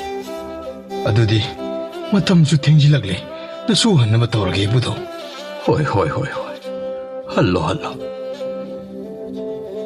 ꯊꯣꯡꯈꯣꯡ ꯆꯐꯨ ꯑꯗꯨꯕꯨ ꯄꯥꯏꯔꯗꯨꯅ ꯃꯌꯨꯝ ꯍꯟꯅꯕꯒꯤꯗꯃꯛ ꯃꯍꯥꯛꯅ ꯍꯦꯛꯂꯛꯂꯤꯕ ꯍꯩꯔꯥꯁꯤꯡ ꯑꯗꯨꯕꯨ ꯌꯣꯝꯁꯤꯜꯂꯝꯃꯤ. ꯃꯍꯥꯛꯅ ꯁꯦꯝ ꯁꯥꯕ ꯑꯗꯨ ꯂꯣꯏꯔꯗꯨꯅ ꯅꯣꯡꯈꯠꯂꯛꯄꯗ ꯑꯍꯜ ꯑꯗꯨ ꯃꯐꯝ ꯑꯗꯨꯗꯒꯤ ꯃꯥꯡꯈꯤꯔꯝꯃꯤ. ꯀꯔꯤꯅꯣꯅꯦ? ꯍꯧꯖꯤꯛꯇ ꯃꯁꯤꯗ ꯂꯦꯞꯄꯝꯕꯗꯣ ꯀꯗꯥꯏꯗ ꯆꯠꯈ꯭ꯔꯕꯖꯥꯠꯅꯣ? ꯑꯣꯟꯊꯣꯛꯅ ꯊꯨꯅ ꯃꯥꯡꯈ꯭ꯔꯦꯗ. ꯍꯩꯁ, ꯅꯨꯃꯤꯠꯁꯨ ꯇꯥꯁꯜꯂꯛꯀꯗꯧꯔꯦ. ꯑꯩ ꯌꯨꯝ ꯍꯜꯂꯧꯕꯅ ꯐꯔꯅꯤ. ꯂꯥꯏ ꯍꯥꯏꯕꯁꯤꯅ ꯇꯧꯕ ꯉꯝꯕꯁꯤ ꯉꯝꯕꯖꯥꯠꯅꯤꯀꯣ. ꯁ꯭ꯋꯥꯏꯗ ꯑꯃꯨꯛ ꯂꯩꯔꯝꯅꯤ, ꯉꯥꯏꯍꯥꯛ ꯂꯩꯔꯒ ꯑꯁ꯭ꯋꯥꯏꯗ ꯑꯃꯨꯛ ꯂꯦꯞꯄꯝꯅꯤ. ꯍꯩꯁ, ꯅꯍꯥ ꯑꯣꯟꯒꯦꯁꯨ ꯉꯝꯃꯤ, ꯍꯅꯨꯕ ꯑꯣꯟꯒꯦꯁꯨ ꯍꯦꯛꯇ ꯉꯝꯕ. ꯍꯧꯖꯤꯛꯀꯤ ꯑꯩꯅ ꯅꯤꯔꯤꯕꯗꯨ ꯂꯥꯏ ꯑꯣꯏꯍꯟꯕꯤꯌꯨ ꯍꯥꯏꯗꯅ ꯅꯤꯔꯝꯕꯅ ꯐꯒꯗꯧꯅꯤꯅꯦ. ꯊꯣꯡꯈꯣꯡ ꯑꯁꯨꯝꯅ ꯆꯣꯏꯔꯣꯜ ꯂꯣꯜꯂꯗꯨꯅ ꯎꯃꯪ ꯑꯗꯨꯕꯨ ꯂꯥꯟꯊꯣꯔꯛꯂꯝꯃꯤ. ꯃꯍꯥꯛꯅ ꯂꯝꯕꯤꯗ ꯑꯁꯨꯝ ꯍꯜꯂꯛꯂꯤꯕꯗꯨꯗ ꯂꯝꯕꯤꯗ ꯊꯦꯡꯅꯕ ꯑꯍꯜ ꯑꯃꯅ, ꯏꯕꯨꯡꯉꯣ ꯊꯣꯡꯈꯣꯡ, ꯅꯍꯥꯛꯄꯨ ꯀꯗꯥꯏꯗ ꯆꯠꯂꯨꯔꯤꯕꯅꯣꯅꯦ? ꯏꯄꯨ, ꯃꯃꯥꯡ ꯎꯃꯪꯁꯤꯗ ꯍꯩ ꯔꯥ ꯈꯔ ꯍꯦꯛꯄ ꯆꯠꯆꯔꯨꯕꯅꯤ. ꯀꯔꯤꯅꯣ ꯑꯁꯨꯛ ꯊꯦꯡꯅ ꯍꯜꯂꯛꯂꯤꯕ ꯑꯁꯤꯕꯨ? ꯅꯠꯇꯦ, ꯅꯪꯕꯨ ꯎꯃꯪ ꯑꯗꯨꯕꯨ ꯆꯪꯕ ꯐꯠꯇꯦ ꯍꯥꯏꯕꯗꯨꯕꯨ ꯈꯪꯗꯕ꯭ꯔꯥꯅꯦ? ꯅꯍꯥꯛꯄꯨ ꯑꯋꯣꯏꯕꯃꯛꯀꯤ ꯇꯁꯦꯡꯅꯃꯛ ꯎꯃꯪ ꯑꯗꯨꯗ ꯆꯠꯂꯨꯔꯕ꯭ꯔꯥꯅꯦ? ꯍꯣꯏ ꯏꯄꯨ, ꯅꯁꯨꯅ ꯌꯣꯝꯗꯨꯅ ꯄꯥꯏꯔꯤꯕꯁꯦ ꯎꯃꯪꯗꯨꯗꯒꯤ ꯍꯦꯛꯂꯛꯂꯤꯕ. ꯅꯠꯇꯦ, ꯀꯩꯗꯧꯔꯒꯦ ꯏꯄꯨꯅ ꯑꯗꯨꯛ ꯌꯥꯝꯅ ꯄꯥꯈꯠꯂꯤꯗꯨꯕꯨ? ꯎꯃꯪꯗꯨꯕꯨ ꯀꯩꯗꯧꯔꯒꯦꯕ? ꯀꯔꯤꯁꯨ ꯇꯧꯔꯛꯇ꯭ꯔꯕꯗꯤ ꯐꯔꯦ. ꯃꯇꯨꯡꯗꯗꯤ ꯎꯃꯪ ꯑꯗꯨꯗ ꯆꯪꯂꯨꯔꯅꯨꯀꯣ. ꯃꯗꯨꯗ ꯂꯥꯏꯑꯣꯏꯔꯕ ꯍꯅꯨꯕ ꯑꯃ ꯀꯣꯏꯆꯠ ꯆꯠꯇꯅ ꯂꯩ ꯍꯥꯏꯗꯅ ꯈꯨꯟꯖꯥ ꯑꯃꯠꯇꯅ ꯀꯤꯗꯅ ꯆꯪꯅꯗꯕ ꯃꯇꯝ ꯌꯥꯝꯅ ꯀꯨꯏꯔꯕꯅꯤꯅꯦ. ꯃꯌꯥꯝꯅ ꯇꯣꯏꯅ ꯆꯪꯅꯔꯤꯕ ꯑꯋꯥꯡ ꯊꯪꯕ ꯎꯃꯪ ꯑꯁꯤꯁꯨ ꯍꯅꯨꯕ ꯑꯗꯨꯕꯨ ꯊꯣꯛꯏ ꯍꯥꯏꯕ꯭ꯔꯥ ꯀꯩꯅꯣ? ꯉꯁꯥꯏꯗ ꯑꯃꯥꯏꯕꯁꯤꯡꯅ ꯂꯥꯏ ꯈꯨꯔꯨꯝꯊꯣꯛꯍꯧꯔꯤꯕꯅꯤꯅꯦ. ꯅꯠꯇꯦ, ꯅꯪꯕꯨ ꯆꯐꯨ ꯑꯗꯨꯅ ꯀꯩꯗꯧꯅꯒꯦꯗꯅ ꯄꯨꯔꯤꯕꯅꯣꯅꯦ? ꯏꯄꯨ, ꯂꯝꯕꯤꯗ ꯇꯥꯔꯝꯗꯅ ꯁꯨꯝ ꯈꯨꯟꯖꯜꯂꯛꯄꯅꯤꯗ. ꯏꯄꯨ, ꯑꯗꯨꯗꯤ ꯑꯩꯁꯨ ꯇꯥꯆꯧꯍꯜꯂꯛꯑꯃꯅꯤ. ꯆꯪꯈꯤꯅꯕ ꯇꯧꯔꯒꯦꯀꯣ. ꯍꯣꯏ. ꯊꯦꯡꯉꯤ. ꯆꯪꯉꯣ. ꯊꯣꯡꯈꯣꯡ ꯃꯝꯁꯤꯜꯂꯛꯂꯕꯗꯨꯗ ꯃꯌꯨꯝ ꯌꯧꯅꯕ ꯍꯥꯏꯗꯨꯅ ꯊꯨꯅꯃꯛ ꯍꯜꯂꯛꯂꯝꯃꯤ. ꯃꯍꯥꯛꯄꯨ ꯉꯥꯏꯗꯨꯅ ꯃꯌꯥꯝꯕꯨꯡꯁꯨ ꯃꯪꯒꯣꯜ ꯑꯗꯨꯗ ꯐꯝꯊꯗꯨꯅ ꯂꯩꯔꯝꯃꯤ. ꯅꯪꯕꯨ ꯀꯗꯥꯏꯗ ꯆꯠꯂꯨꯔꯤꯕꯅꯣ? ꯑꯩꯅ ꯍꯜꯂꯛꯂꯤꯕꯁꯤ ꯐꯅꯗꯤ ꯀꯨꯏꯔꯦ. ꯅꯍꯥꯛꯅ ꯂꯥꯡꯃꯟꯗꯕꯗꯨꯗ ꯑꯩꯗꯤ ꯀꯌꯥꯗ ꯋꯥꯔꯨꯔꯕꯅꯣ? ꯅꯪ ꯇꯥꯆꯧꯕꯨ ꯋꯥꯔꯧꯒꯅꯨꯀꯣ.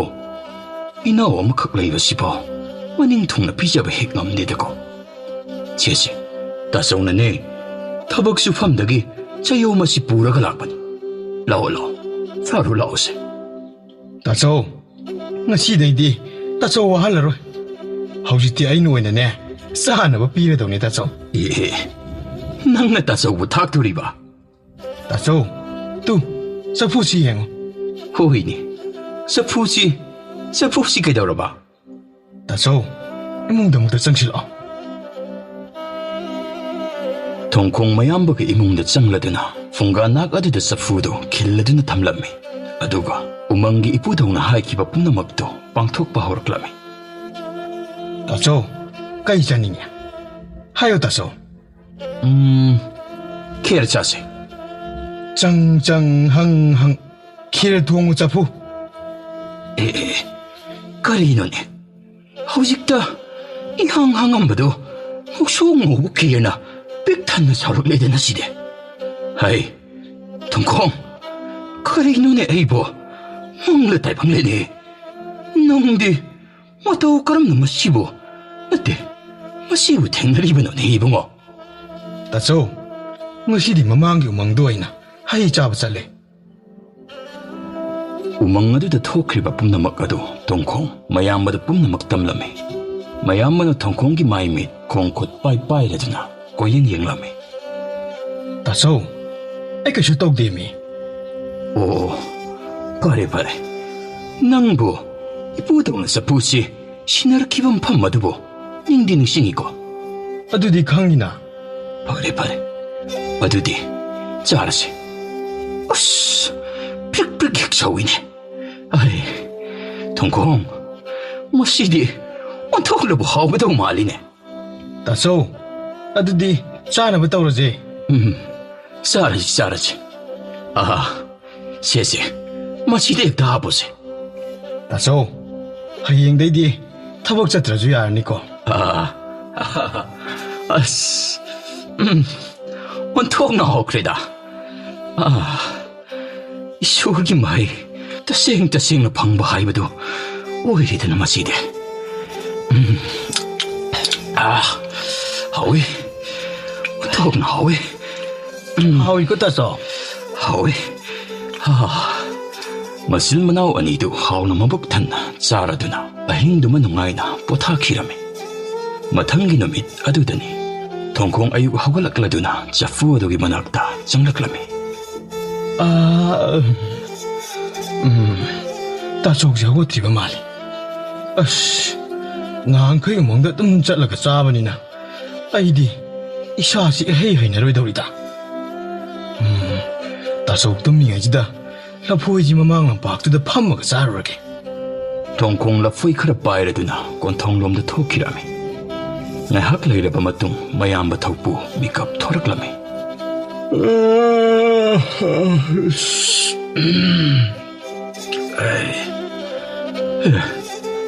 ꯅꯨꯃꯤꯠꯁꯤꯗꯤ ꯐꯖꯅ ꯊꯣꯛꯑꯒ ꯂꯩꯔꯝꯃꯤꯗꯅ.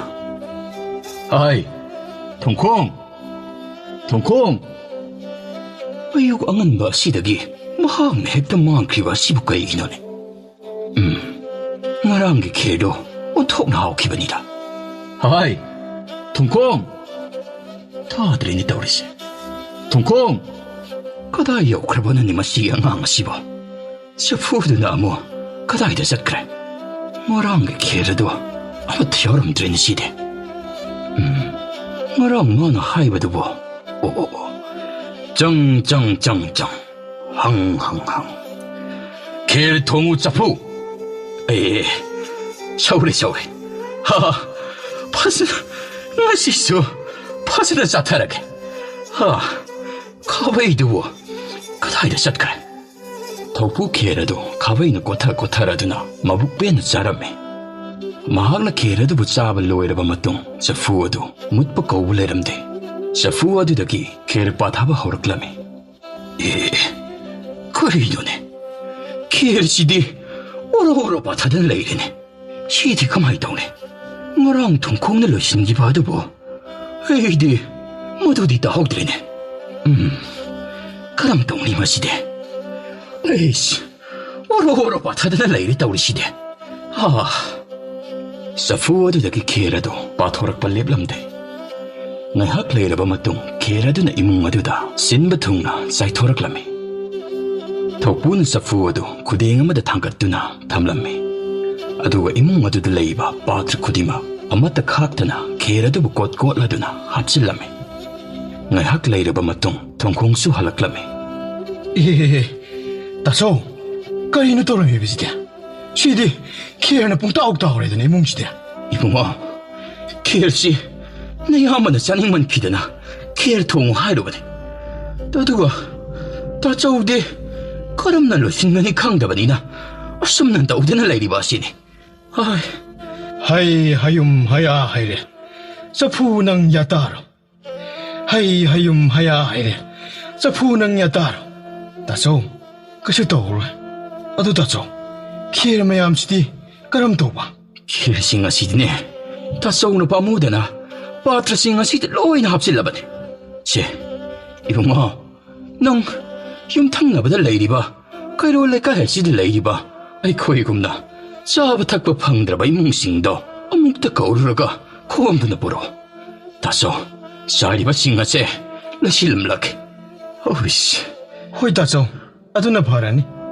Tongkong lay kaya dito lady ba? Saba takpa ning tina pangdraba. Imong singi miyoy singa dugo. Yum da sangladuna. Kaururaduna. Mahakapun na laki na rami. Masin manaw anido puladuna. Lenglak libalay kaya miyoy singa duda. Ning tina mabuk. Pena pijarami. Lakpiri ba mayambo, horen chumu lakpi koko.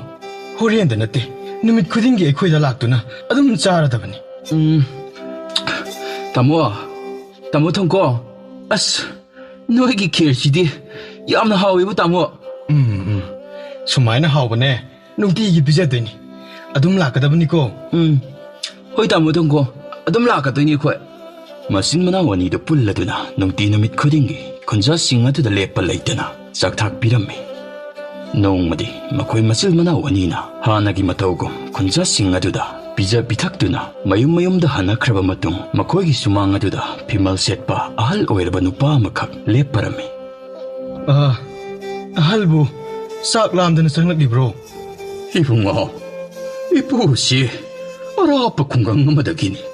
Ibu, sada takdaba, numit masing, yamna yamsilagli.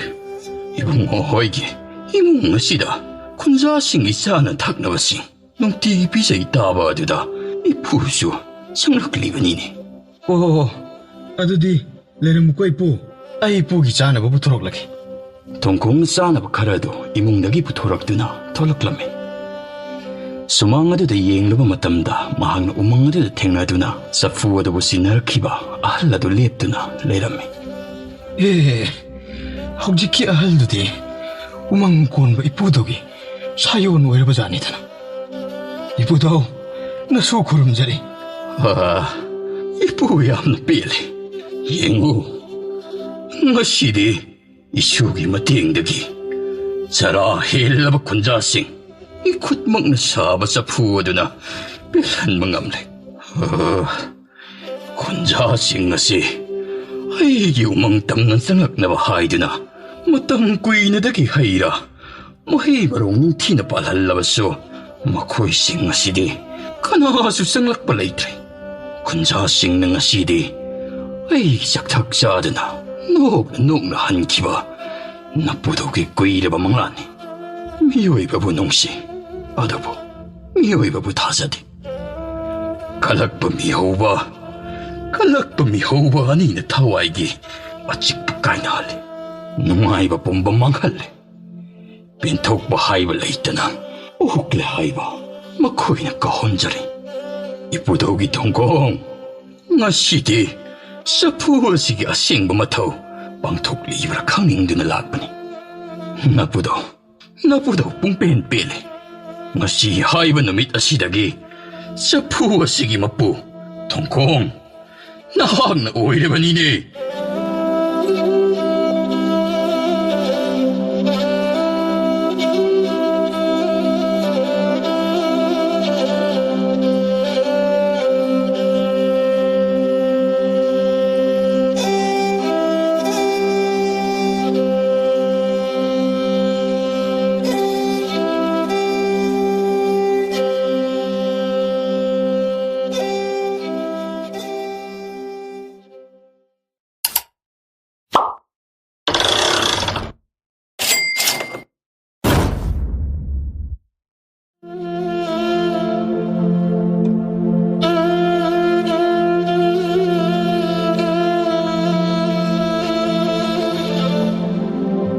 Pupu, wari libiyo pupu. Hayma, 징그는 해. pupu saksarga ning tinalibiragini nang ba? Hayma, pupu 징근 없니? Yaroy pupu, 이마주 짝 로이드리. 또. 이슈나 하이브 좀 믿으나. 이베마, 낭부, 싹 로이그다바부, 그냥 와리기니. 바지에, 신지주 쫓내름드나, ngasi디 khara thengto kare. 야래. 어두디, 신야우 맘부터 비요. 이슈시, 와리 리비요 하이드나, 와리nga 사 하이드기 떠우드나 레이라바니니. 부부, 짱아이 보이는 리비로 꼬드디. 호이. 이슈나 하이바부, 리토가 로이리잖아. 어두디, 부부와리 하오르기고, 못나 따로시. 호이 부부. 박자오라바 말레마시다. 아이코이 미오이바싱나. 자히 리싱 그야나 코징 오이드나. 상라바 마탐마세. 틱트 가이드나 힘드나 락리. 아두 막부. 어리베 마탐능 싱바 톡트라바. 마탐 마드다기. 말레마시기야 홍부 그야나 미오이바부. 딤 싱나드나 락리. 랭고 옷방암바. 타와이 반바 지바싱디. 시바 홍레이 하이버기 마타곰 어루바 팅강 그야마 마부 마합 팅날리 마시 다이방 미오이바이 코이는 녹나 키나 눅아이는 힝방 암리바세 라요이 크라바 이바이 부싱기 호나자만기 마히 방리바니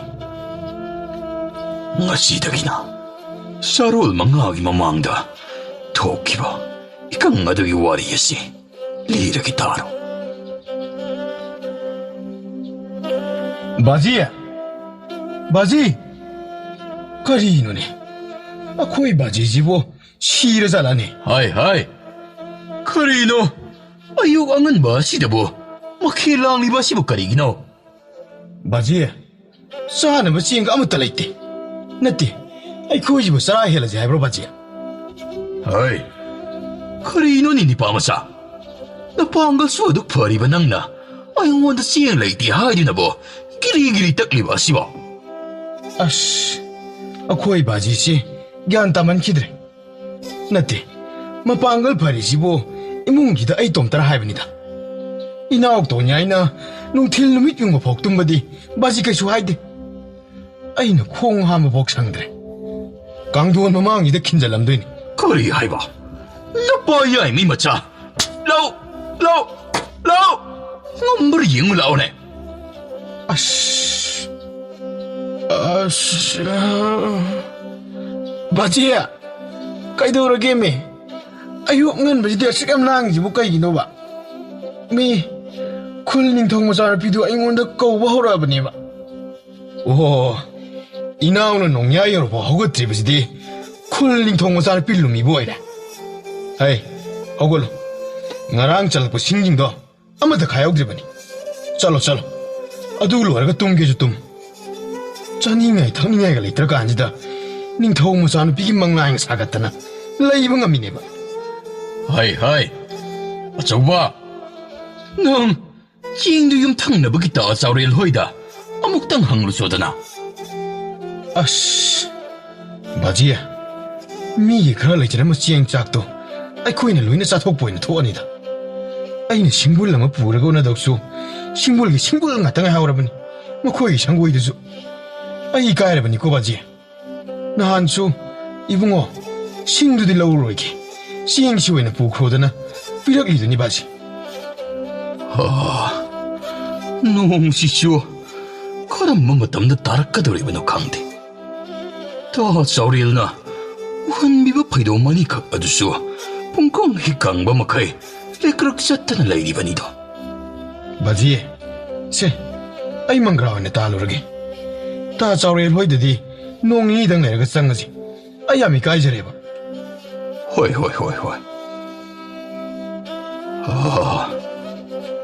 군자싱나 시보 쿰시이지 히여시디 저라 힌두는 리엔마 다리브라네 한덕기자 히여시디 농머리 까마 파와 해킥디다고 그이다 우리가 인간이 떠오리바시디 학상 시소 그이다 우라바노 강대 농마유 숭야 핵야들이 한덕대 바지, 바지, ꯀꯩꯗꯧꯔꯤ ꯑꯆꯧꯕ 바지, 곤통놈다 닝ꯊꯧ ꯃꯅꯥꯏ ꯑꯃ ꯊꯧꯖꯜꯂꯛꯑꯅꯤ. ꯑꯣ ꯃꯈꯣꯏ ꯂꯥꯛꯄꯕꯨ ꯂꯥꯛꯆꯔꯁꯅꯨ ꯕꯥꯖꯤꯗꯤ ꯍꯧꯖꯤꯛꯀꯥꯟꯗꯤ ꯌꯦꯠꯇ ꯇꯥꯔꯒ ꯑꯣꯏꯗ ꯐꯥꯎꯗꯣꯛꯍꯟꯕ ꯃꯗꯨꯒꯤ ꯄꯥꯡꯒꯜ ꯑꯗꯨ ꯂꯩꯔꯕꯅꯤꯅꯦ. ꯍꯥꯏ ꯑꯍꯟ, ꯀꯔꯤꯒꯤꯅꯣ ꯅꯈꯣꯏ ꯅꯄꯥꯅ ꯆꯥꯅ ꯁꯤꯡ ꯆꯟꯕ ꯌꯥꯗꯦ ꯍꯥꯏꯔꯒ ꯑꯅꯝꯃꯁꯨ ꯌꯥꯝ ꯀꯜꯂꯤꯁꯤꯕꯨ ꯀꯩꯒꯤꯅꯣ? ꯍꯌꯦꯡꯗꯒꯤ ꯃꯃꯥꯡ ꯆꯤꯡꯗ ꯁꯤꯡ ꯆꯟꯕ ꯌꯥꯔꯣꯏ. ꯅꯈꯣꯏꯅ ꯁꯤꯡ ꯆꯟꯕ ꯄꯥꯝꯂꯒꯅ ꯆꯤꯡ ꯑꯁꯤꯒꯤ ꯋꯥꯡꯃꯗ ꯂꯩꯔꯤꯕ ꯂꯩꯃꯔꯣꯛ ꯆꯤꯡ ꯑꯁꯤꯗ ꯀꯥꯈꯠꯄꯒꯤ ꯑꯌꯥꯕ ꯏꯅꯤꯡꯊꯧꯅ ꯄꯤꯔꯤ. ꯑꯗꯨꯒ ꯀꯔꯤꯒꯨꯝꯕ ꯏꯅꯤꯡꯊꯧꯒꯤ ꯌꯥꯊꯪ ꯈꯣꯡꯒꯥꯎꯅꯔꯕꯗꯤ ꯑꯉꯥꯡ ꯑꯣꯟꯒꯅꯤ ꯈꯪꯉꯨ. ꯑꯣ ꯂꯩꯕꯥꯛꯀꯤ ꯃꯄꯤ ꯃꯄꯥ ꯑꯣꯏꯕ ꯃꯍꯥꯛꯅ ꯑꯁꯤꯒꯨꯝꯕ ꯀꯥꯡꯂꯣꯟꯁꯤꯡ ꯑꯁꯤꯕꯨ ꯃꯊꯪ ꯆꯠꯊꯔꯛꯂꯕꯗꯤ ꯂꯥꯏꯔꯕ ꯑꯩꯈꯣꯏꯗꯤ ꯀꯔꯝꯅ ꯍꯤꯡꯕ ꯉꯝꯒꯅꯤ? ꯃꯁꯥ ꯈꯛꯀꯤ ꯈꯟꯕ ꯈꯨꯟꯖꯥꯁꯤꯡꯗꯒꯤ ꯂꯧꯈꯠꯈꯤꯕ ꯐꯕꯣꯠꯁꯤꯡꯅ ꯑꯋꯥꯡꯕ ꯆꯤꯛꯄ ꯂꯣꯏꯔꯦ. ꯑꯁꯨꯝꯅ ꯆꯔꯥ ꯍꯦꯟꯅꯕꯒꯤꯗꯃꯛ ꯍꯨꯃꯥꯡ ꯏꯔꯤꯛ ꯆꯤꯟꯊꯍꯜꯂꯨꯔꯤꯕꯅꯤꯀꯣ.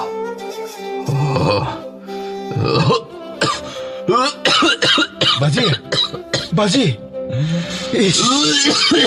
ꯑꯇꯣꯝꯕ, ꯍꯥꯏ ꯑꯇꯣꯝꯕ, 바지ꯁꯤ 이 오리네. ꯑꯝꯇ ꯊꯣꯛꯂꯛꯎꯅꯦ. 바지, 바지. ꯑꯩ ꯀꯩꯁꯨ ꯇꯧꯗꯦ. ꯑꯩ ꯀꯩꯁꯨ ꯇꯧꯔꯣꯏꯀꯣ. ꯆꯪꯉꯣ. ꯅꯊꯧ ꯇꯧꯖꯔꯨꯔꯣ. ꯑꯇꯣꯝꯕ, ꯁꯦ, 바지ꯁꯤ 이mun도 ꯑꯝꯇ ꯄꯨꯁꯟꯈꯣ. ꯑꯩ ꯏꯄꯨ ꯅꯨꯡꯊꯨꯅ ꯑꯃꯨꯛꯇ ꯀꯧꯔꯒꯦ. 이munꯗ ꯄꯣꯊꯥꯔꯒ ꯂꯩꯔꯝꯃꯨꯁꯦ. ꯑꯩ ꯊꯨꯅ ꯂꯥꯛꯀꯦ 바지. ꯏꯄꯨ ꯅꯨꯡꯊꯣꯟ ꯀꯧꯔꯨꯔꯝꯃꯤ. ꯏꯄꯨ ꯅꯨꯡꯊꯣꯟ ꯏꯃꯨꯡ ꯑꯗꯨꯗ ꯂꯦꯡꯁꯤꯜꯂꯛꯂꯗꯨꯅ ꯃꯄꯥꯕꯨꯡꯒꯤ ꯃꯤꯍꯨꯜ ꯌꯦꯡꯂꯝꯃꯤ. ꯏꯄꯨꯅ, ꯑꯆꯧꯕ, ꯅꯪꯒꯤ ꯄꯥꯕꯨꯡꯁꯤ ꯃꯁꯥ ꯁꯣꯜꯂꯤꯅꯦ. ꯅꯈꯣꯏ ꯅꯆꯤꯟ ꯅꯅꯥꯎꯅ ꯆꯥꯕ ꯊꯛꯄ ꯈꯔ ꯆꯥꯡ ꯅꯥꯏꯍꯜꯂꯣ. 이pu, 한dak ꯀꯨꯝꯗꯤ 바지ꯕꯨ ꯅꯤꯡꯊꯤꯅ ꯄꯤꯖꯕ ꯉꯝꯈꯤꯗꯦ. ꯑꯗꯨꯕꯨ ꯅꯤꯡꯊꯤꯅ ꯆꯠꯄ ꯂꯦꯡꯕ ꯉꯝꯂꯤꯕ 바지ꯅ ꯀꯔꯤꯒꯤ ꯈꯪꯍꯧꯗꯅ ꯁꯨꯝꯅ ꯇꯧꯔꯤꯕꯅꯣ ꯁꯤꯅꯤ. ꯂꯥꯛꯑꯣ. ꯃꯄꯥꯟꯗ ꯂꯥꯛꯑꯣ. 이pu ꯃꯄꯥꯟꯗ ꯋꯥ ꯍꯥꯏꯔꯒꯦ. ꯍꯣꯏ 이pu. ꯑꯆꯧꯕ, ꯅꯍꯥꯛꯀꯤ ꯄꯥꯕꯨꯡꯁꯤ ꯑꯀꯟꯕ ꯂꯩꯅꯥ ꯑꯃꯅ ꯁꯣꯏꯗꯅ ꯅꯥꯔꯛꯂꯅꯤ. ꯀꯔꯤ ꯍꯥꯏꯕ? ꯅꯄꯥꯕꯨꯡꯒꯤ ꯈꯨꯗꯥꯡ ꯑꯁꯤꯗ ꯇꯤꯜ ꯑꯃꯅ ꯆꯤꯛꯂꯝꯕꯒꯤ ꯃꯐꯝ ꯑꯃ ꯊꯦꯡꯅꯩ. ꯑꯩꯅ ꯈꯜꯂꯤꯕ ꯇꯤꯜ ꯑꯁꯤ ꯑꯣꯏꯒꯅꯤ ꯈꯜꯂꯤ. ꯑꯆꯧꯕ, ꯅꯄꯥꯕꯨꯡꯒꯤ ꯐꯤꯕꯝ ꯑꯣꯟꯊꯣꯛꯅ ꯂꯨꯔꯒꯅꯤ. 이pu, ꯀꯔꯤ ꯀꯔꯝꯕ ꯃꯈꯜꯒꯤ ꯇꯤꯟ ꯑꯣꯏꯒꯗꯧꯔꯤꯕꯅꯣ? ꯊꯪꯅꯕ ꯈꯨꯜꯒꯤ ꯅꯤꯡꯊꯧ ꯇꯤꯜ ꯑꯁꯤꯅ ꯆꯤꯛꯄꯗꯒꯤ ꯂꯩꯈꯤꯗꯕꯅꯤ. ꯃꯗꯨꯒꯤ ꯂꯥꯏꯑꯣꯡꯗꯨꯃꯛ ꯅꯄꯥꯕꯨꯡꯗ ꯃꯥꯟꯅꯔꯤꯕꯅꯤꯅꯤ. ꯑꯗꯨꯗꯤ ꯀꯔꯤ ꯇꯧꯕ ꯇꯥꯔꯦ 이pu? ꯃꯁꯤ ꯏꯄꯨꯅ ꯈꯪꯖꯕꯗ ꯂꯩꯃꯔꯣꯛ ꯆꯤꯡꯖꯥꯎꯒꯤ ꯁꯨꯛꯂꯕ ꯆꯤꯡꯗꯣꯜ ꯑꯗꯨꯗ ꯈꯛꯇꯃꯛ ꯍꯧꯏ. ꯀꯔꯤꯕꯨꯅꯣ 이pu? ꯅꯄꯥꯕꯨꯡꯒꯤ ꯑꯅꯥꯕ ꯑꯁꯤꯕꯨ ꯀꯟꯅꯕꯒꯤꯗꯃꯛꯅꯤ. ꯃꯐꯝ ꯑꯗꯨꯗ ꯈ꯭ꯋꯥꯏꯗꯒꯤ ꯃꯨꯕ ꯎꯔꯤꯗ ꯇꯥꯡꯖꯕ ꯄꯥꯝꯕꯤ ꯑꯃꯈꯛꯅꯤ. ꯄꯥꯝꯕꯤ ꯑꯗꯨꯒꯤ ꯃꯅꯥ ꯃꯨꯒꯅꯤ. ꯄꯥꯝꯕꯤ ꯑꯁꯤꯅ ꯎꯔꯤ ꯑꯃꯗ ꯍꯦꯛ ꯇꯥꯡꯂꯕ ꯃꯗꯨꯒꯤ ꯃꯇꯨꯡ ꯎꯔꯤ ꯑꯗꯨ ꯂꯤꯟꯒꯨꯝꯅ ꯃꯆꯨ ꯂꯥꯡꯂꯛꯀꯗꯧꯔꯤꯕꯅꯤ. ꯉꯝꯖꯔꯕꯗꯤ ꯎꯔꯤ ꯌꯥꯎꯅ ꯐꯨꯜꯂꯣ. ꯆꯤꯡꯗꯣꯜ ꯑꯗꯨꯒꯤ ꯂꯝꯕꯤ ꯂꯩꯒꯗ꯭ꯔꯥ 이pu? ꯂꯩꯒꯅꯤ. ꯃꯗꯨꯁꯨ ꯏꯄꯨꯅ ꯇꯥꯛꯀꯅꯤ. ꯑꯗꯨꯒ ꯊꯨꯅ ꯈꯣꯡꯁꯥꯟꯅꯕ ꯇꯧꯔꯣ. ꯇꯤꯟ ꯑꯁꯤꯒꯤ ꯃꯍꯨ ꯑꯁꯤ ꯑꯊꯨꯕꯗ ꯍꯛꯆꯥꯡ ꯁꯤꯟꯕ ꯊꯨꯡꯅ ꯆꯥꯏꯊꯣꯔꯛꯂꯗꯕꯅꯤ. ꯏꯄꯨ ꯅꯣꯡꯊꯣꯟ ꯆꯤꯡ ꯑꯗꯨꯗ ꯆꯠꯀꯗꯕ ꯂꯤꯆꯠꯁꯤꯡ ꯑꯗꯨ ꯄꯨꯡꯀꯣꯛꯇ ꯄꯨꯝꯅꯃꯛ ꯇꯥꯛꯂꯝꯃꯤ. ꯄꯨꯡꯀꯣꯛꯅ, 이pu, ꯑꯗꯨꯗꯤ ꯅꯁꯨ ꯍꯧꯖꯤꯛꯇꯒꯤ ꯍꯦꯛꯇ ꯈꯣꯡꯁꯥꯟꯕ ꯍꯧꯖꯔꯒꯦ. ꯅꯅꯥꯎꯒ ꯆꯠꯁꯤ ꯇꯥꯆꯧ. ꯌꯥꯗꯦ. 이나ꯎ, 바지ꯗꯤ ꯀꯅꯥꯅ ꯁꯦꯟꯅꯍꯧꯒꯅꯤ? ꯑꯩꯁꯨ ꯅꯪꯒ ꯄꯨꯟꯅ ꯆꯠꯅꯤꯡꯂꯤꯕꯅꯤ. ꯇꯥꯆꯧꯅ ꯍꯌꯦꯡꯒꯤ ꯅꯨꯃꯤꯠꯇ ꯍꯤꯗꯥꯛ ꯄꯨꯔꯛꯇꯨꯅ ꯄꯥꯕꯒꯤ ꯊꯋꯥꯏ ꯀꯟꯒꯅꯤ. ꯇꯥꯆꯧ. ꯏꯕꯨꯡꯉꯣ, ꯈꯨꯠꯂꯥꯏ ꯑꯃꯗꯤ ꯂꯣꯏꯅꯔꯒ ꯆꯠꯀꯗꯕꯅꯤ. ꯂꯥꯛꯑꯣ ꯂꯥꯛꯑꯣ. ꯏꯄꯨꯅ ꯃꯃꯥꯡ ꯆꯤꯡꯈꯣꯡ ꯑꯁꯤ ꯐꯥꯎꯕ ꯅꯍꯥꯛꯄꯨ ꯊꯤꯟꯕꯤꯔꯒꯦ. 이쁘, 탕시에 뒤집실라게. 다소, ꯅꯪ ꯃꯪꯒ꯭ꯔꯥ ꯆꯥꯔꯣꯏꯗ꯭ꯔꯣ? 야래 야래. 바지 눈이 짜토. 아, 따송 시르가나네. 아마해 감. punko, ipunong thon na singkong pawa tilladuna, laymarok singgidama kung saan ba hukirami. Numidang wairangge, matam madudani, punko kasumlak pa na mamang ching adubo lantoraklami. 오, 이쁘나 하이브도 눈빡 아마 탱나가니 하이븐. 칭 따이나 펌 하이리드나 카라 쌀라가 레긴 하이바. 맘수 맘실라게네. 오, 눈빡 하이리도 마시기 눈빡이 소이드나 오이겐. 오, 찡이 따이나 펌니드나. 하이, 하이, 하이. 헤이 마나림비 나짜니 이마기 땀박레 콜스다 콩릿 자가다 우리 바시 폭비 이마기 땀박다 시엔 정도는 사나리버니 하이나 간자게고 나짜고 띠익다 가이드바 하이나 턱잘비요 오 오이롬 탕발은 비 하이버니 마시딕다 가갓크라게 Punko, sing lambi aduda kakat pa horoklame. Mahang na asumsang silak pa na, sing adugi tangkay yok silaklame. Punko, ngay haktum tarame. Asum na punko ki mapabong ado, sunsin ba horoklame. Pungnaw, mapagi seba tawdo na lady. 바지, 그슈 떠오르시. 따송 히닥 부락라다브니. Nang kita saudi, kadahidagi hidak lauro ka doriba. 아붕, 레임록싱 돌다니 하라미. Kari haiba. Laimurok singdani haiba. Ibungo. Nakita so. Saing jawa jiyo singaduna. Chet-chet na chakragani. Mahag na mafamaduda. Hiyagda chalibado karigino. 바지, 그슈 떠오르시. 따서우도 이쁘는 투어나 람비닝 티네 따크라바니 바지. 세, 바지 보타나 버떠오르세. Isa sisu. Adum tunung na lairene. 오, 야래 야래 바지. 보타로, 보타나 버떠오르세.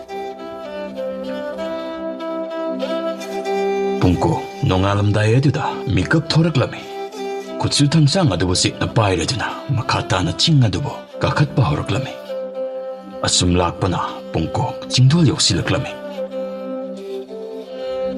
아이씨, 짝술라면 로리에다 떠오르시대. 이쁘나 그림다, 핵두나 싸고 농하리부드나, 까리 요엘보잖아. 오, 하이가 주빨리네. 뭐시 핵다 싸라게.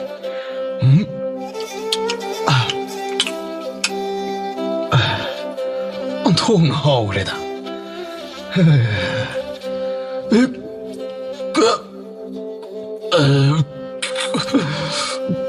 그리노 이 가나오리데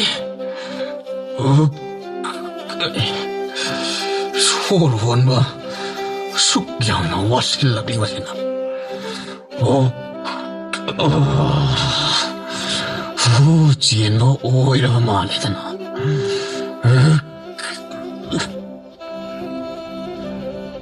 Punko, ching mapa na duda, opsindu na tarami. Mahang na uri mapaira duna, makatakida na bahay duna. Aray panggal putok duna, yan jarami. Punko, uri yadubo pugdorak duna, ching wang ma duda, onta kirami.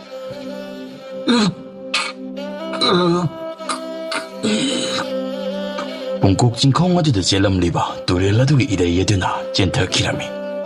Somdana, punko ki mapabong, anamba fibam sokna.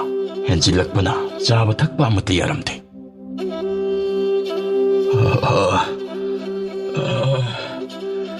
Nayambado, ngarang siyo hansilak tre.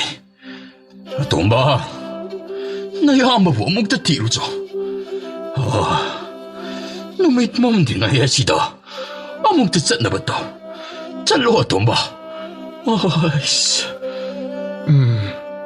Ay, 바지 능 닝티나 포타드노 레르무고 아이 따서 방나부 티라케 이쁘나 하이크리블라 미싱도 아이슈 강어이 바지 ato ba? Kulaya mo di pay kuko. 호이 바지 Pungnaw, mayang magilikon, di ba horaklame. Mamangsing na wala ang na nung pag ado tiraklame. Pungnaw, nung pag ado mamangda, liplame. Pungnaw na. 이쁘나 하이브도 람비에 니시기 마락타니 하이브 까름바노네 까름보 오이 기분오도보 마카탕바 람비시 오이게니 칼레 싱시 쿠이나 까루드라바니나 족타레네제 Pungnaw, asumsang silak pa na. Singdola do po, yok silaklame. Ipunong to na hai kiba pumba ning singlado na. Hay na sing na mayamba po, tiraklame. Ahing sa paama mayamba po, kaw-kaw do na tijarame. 오, 아이는 쌍락리블 람비도보 소일보 잘라네. 농박 아두기 마닝 하이브니. 오, 아이는 쌍락리블 람비도디 오늘에다나. 아이보 뭐 한눈에 sapata리네 떠오르지. 이싱 먹고 얼마 따리바시. 이싱 기타 타오기게. Pungnaw, durela da ising takpaloy na na. Mamay do nung kalaklame. 아시다 따드는 레이리바 시보 미나 따브라네. 미오이 버타이. 헷. 호. 따사오 미드나 시디. 따사오. 따사오. 오. 따사오. 나나우 다독도나 살라보 따사오. 바시 이닥 뿌라까니 하이브다이네. 따사오 보. 세. 허골로 따사오. 따사오. 따사오 기망가라 뿌부드나 라비에. 따사오. 세밋 방어. 따사오. 거리나 시디야. 호. 바시 이닥 하이브도 오히려 말해. Mayambagi asibak sang ado pupura do na. Makoy kultam na laklame. Hidak pambiye do, sumlabra hay do na. Ipunong ton gimanakta, budo na yang halame. Ipunong ton, pungkuk lay tabagi pawa do butara do na. Mahakso, pungkuk puting ta do na, kapsarame. Pungnaw na puraklebe hidak ado na, mapabong ado, layang lame. Ado ka pambiye do, ingkola do na ning tinasena do na, yoklame. Matamgi matung inna, pungkok ki mapabong ado, anaba fara do na. Hanagum na chatpa, ling mangam laklame. Mapamasani na kan na hona do na, tazakiba. Si da hidak pambiye do matakta. Nong liksing, intaba horaklame. Pungkok na kudol taramba, baru oira ba hidak ado. Kunja kudimak ki mayumda, hidak ado butana ba gidamak. Manaw no pa pungnaw na, hidak ado gichara do, chat do na yelame. Nong na, tili taba, namit ado dani. Masana kat piramba, mamalit raw pambiya do da. Ingagi no, kay tari. Matawa do buyeng lado na, lady ngay. Masabo ng singaklami. Ipaya so ba? Karigino, kung may singasi, iyan silang libadi ko. Nung damban ng buso, ay nawaraw eh. Ipaya iyan nagkapta na laibabudi. Macin manaw anina nok na kina. Sana sa sanuhay na. Ni kiwa natro.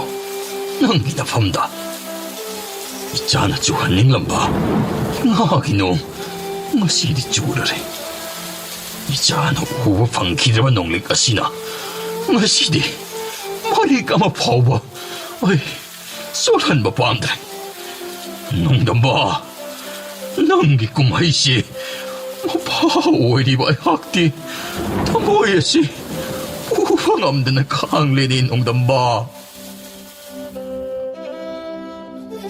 오, 바지 ꯆꯥꯛ ꯂꯣꯏꯔꯦ ꯕꯥꯖꯤ ꯑꯣ ꯂꯥꯛꯑꯦ ꯄꯨꯄꯨ ꯑꯗꯨꯗꯒꯤꯗꯤ ꯃꯣꯏ ꯀꯃꯥꯏꯅ ꯇꯧꯈ꯭ꯔꯒꯦ ꯑꯗꯨꯗꯒꯤꯗꯤ ꯃꯅꯥꯎ ꯅꯨꯄꯥꯗꯣ ꯍꯤꯗꯥꯛ ꯑꯗꯨꯅ ꯃꯤꯑꯣꯏ ꯀꯌꯥ ꯂꯥꯌꯦꯡꯕ ꯉꯝꯕꯒꯤꯗꯃꯛ ꯃꯈꯣꯏꯒꯤ ꯂꯩꯕꯥꯛꯀꯤ ꯅꯤꯡꯊꯧ ꯑꯗꯨꯅ ꯁꯅꯥ ꯀꯣꯅꯨꯡꯗꯅꯦ ꯑꯆꯧꯕ ꯐꯝ ꯑꯃ ꯄꯤꯈ꯭ꯔꯦ ꯑꯗꯨꯒ ꯉꯁꯥꯏ ꯃꯄꯥꯗꯣ ꯃꯗꯨꯁꯨ ꯃꯃꯧ ꯐꯪꯖꯗꯨꯅ ꯃꯁꯨꯁꯤꯡꯒ ꯅꯨꯡꯉꯥꯏꯅ ꯄꯥꯟꯈ꯭ꯔꯦ ꯄꯨꯄꯨ ꯑꯁ ꯆꯥꯛ ꯇꯣꯛꯑꯒ ꯑꯃꯁꯨ ꯂꯤꯕꯤꯌꯨꯀꯣ ꯂꯤꯅꯤ ꯏꯁꯨꯒꯤ ꯋꯥꯔꯤ ꯄꯨꯄꯨꯅ ꯁꯣꯏꯗꯅ ꯂꯤꯒꯅꯤꯅꯦ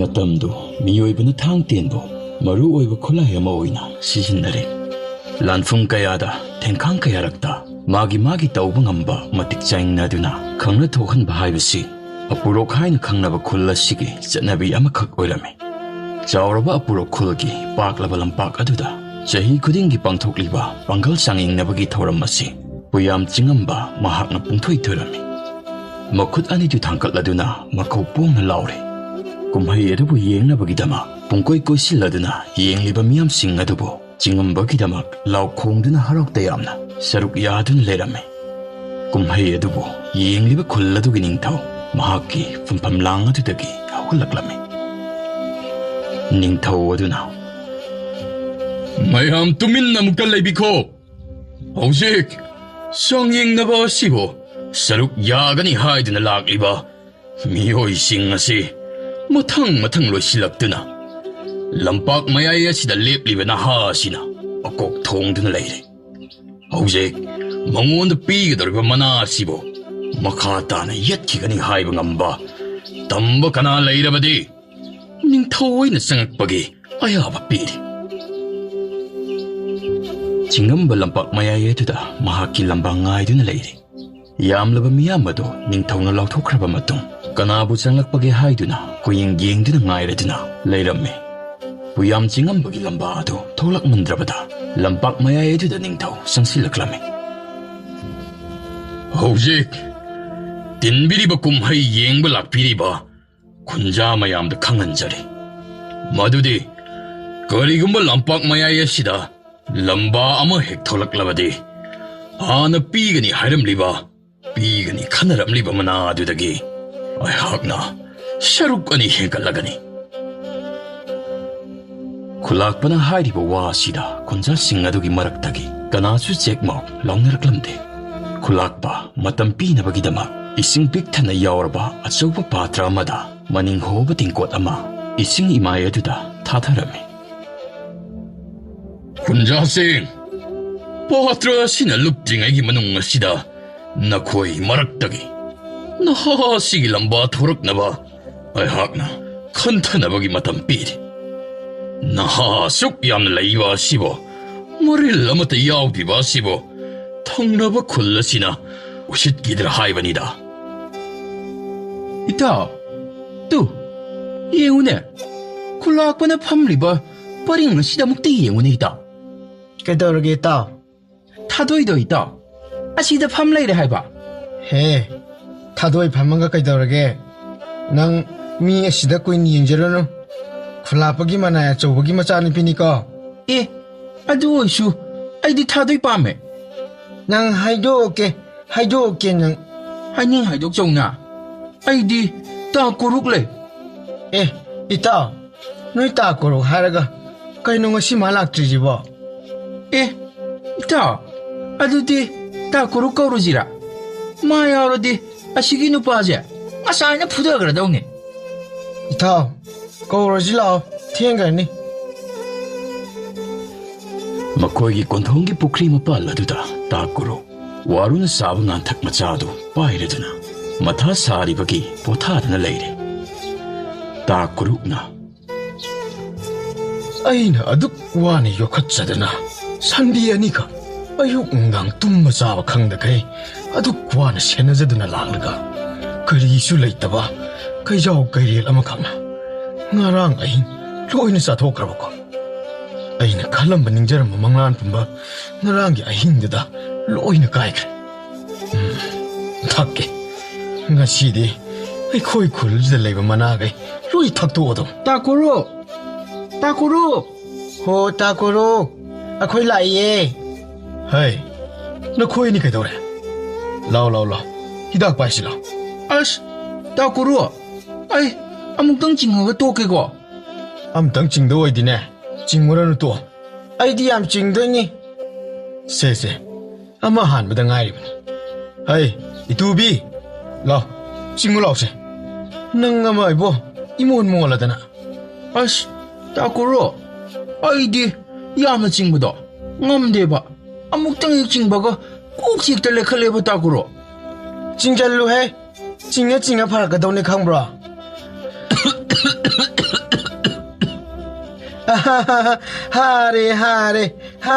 ꯍꯥꯔꯦ. ꯀꯩꯅꯣ ꯅꯣꯏ ꯑꯅꯤꯅ ꯉꯁꯤ ꯑꯩ ꯅꯥꯛꯇ ꯂꯥꯛꯏꯁꯤꯕꯣ? Takuro!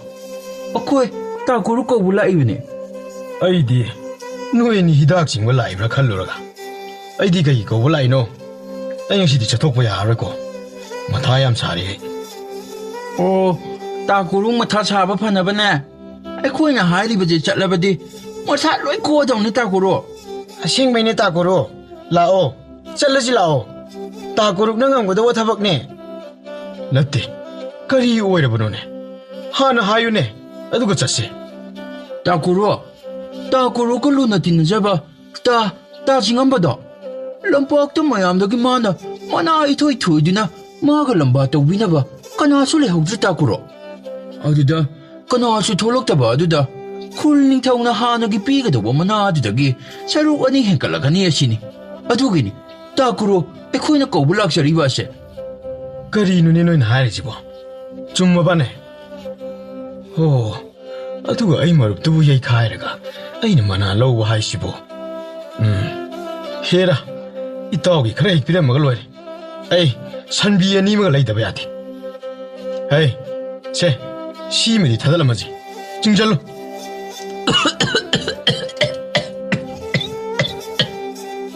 ꯌꯥꯝ ꯆꯤꯡꯖꯟꯖꯔꯨꯅꯨꯀꯣ. ꯅꯪ ꯅꯃꯤꯠ ꯉꯥꯛꯁꯪ ꯉꯥꯡꯒꯩ ꯅꯃꯥꯅ ꯐꯨꯕꯤꯖꯅꯤ ꯅꯪ. ꯑꯁꯣꯝꯗꯅ ꯈꯨꯜꯒꯤ ꯅꯤꯡꯊꯧ ꯑꯗꯨ ꯏꯁꯤꯡ ꯏꯃꯥꯏꯑꯦꯗꯨꯗ ꯌꯦꯡꯗꯨꯅ ꯂꯩꯔꯤ.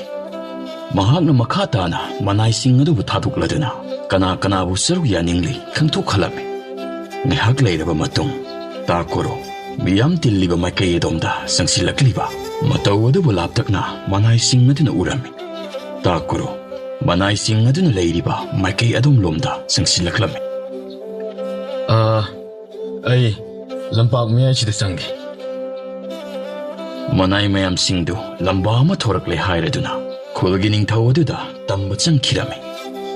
ꯅꯤꯡꯊꯧ ꯑꯗꯨ ꯋꯥ ꯑꯗꯨꯕꯨ ꯇꯥꯕꯗ ꯍꯔꯥꯎꯔꯗꯨꯅ ꯐꯝꯐꯝ ꯂꯥꯡꯗꯒꯤ ꯂꯦꯞꯈꯠꯂꯛꯂꯝꯃꯤ.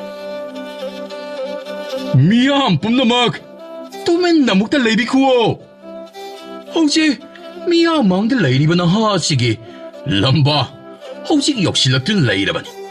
ꯈꯨꯟꯊꯛ ꯈꯨꯟꯈꯥ ꯑꯅꯤꯒꯤ ꯅꯍꯥ ꯑꯅꯤ ꯑꯁꯤꯒꯤ ꯀꯨꯝꯍꯩ ꯃꯌꯥꯝꯒ ꯄꯨꯟꯅ ꯃꯤꯠꯌꯦꯡ ꯇꯥꯃꯤꯟꯅꯔꯁꯤꯅꯦ. ꯇꯥꯀꯨꯔꯣ ꯂꯝꯄꯥꯛ ꯃꯌꯥꯏ ꯑꯗꯨꯗ ꯆꯪꯁꯤꯜꯂꯛꯂꯝꯃꯤ. ꯌꯦꯡꯕꯗ ꯆꯥꯎꯡ ꯆꯥꯕꯥꯟ ꯑꯅꯤꯗꯨ ꯈꯦꯟꯅꯕ ꯊꯣꯏꯅ ꯎꯔꯝꯗꯦ. ꯆꯥꯡ ꯑꯣꯟꯅꯤꯡꯉꯥꯏ ꯌꯥꯎꯗ꯭ꯔꯕ ꯂꯝꯕꯥ ꯑꯅꯤꯗꯨ ꯂꯝꯄꯥꯛ ꯃꯌꯥꯏ ꯑꯗꯨꯗ ꯂꯦꯞꯇꯨꯅ ꯂꯩꯔꯝꯃꯤ. ꯆꯤꯡꯉꯝꯕꯅ ꯏꯇꯥꯎ ꯀꯔꯤꯅꯣ ꯅꯪꯅ ꯑꯩꯒ ꯄꯅꯥ ꯄꯨꯟꯁꯤ ꯍꯥꯏꯅꯔꯒ ꯉꯁꯥꯏꯅ ꯊꯣꯛꯂꯛꯇ꯭ꯔꯦ. ꯑꯗꯨꯒ ꯍꯧꯖꯤꯛꯇ ꯑꯩꯒ ꯂꯝꯕꯥ ꯇꯧꯅꯤꯅ ꯅꯍꯥꯛꯅ ꯆꯪꯂꯛꯂꯤꯕ ꯑꯁꯤꯕꯨ? ꯅꯠꯇꯦꯅꯦ ꯏꯇꯥꯎ, ꯅꯪꯒꯤꯁꯤ ꯑꯩꯒ ꯄꯥꯟꯅꯔꯒꯦꯅ ꯉꯥꯏꯔꯤꯕ ꯅꯠꯇ꯭ꯔꯣ? ꯐꯔꯦ ꯌꯦꯡꯅꯕ ꯇꯥꯔꯦꯗꯅ ꯑꯗꯨꯗꯤ. ꯏꯇꯥꯎꯕꯤ ꯅꯇꯥꯎꯕꯨ ꯀꯔꯤ ꯍꯥꯏꯔꯁꯤꯒꯦꯅꯦ?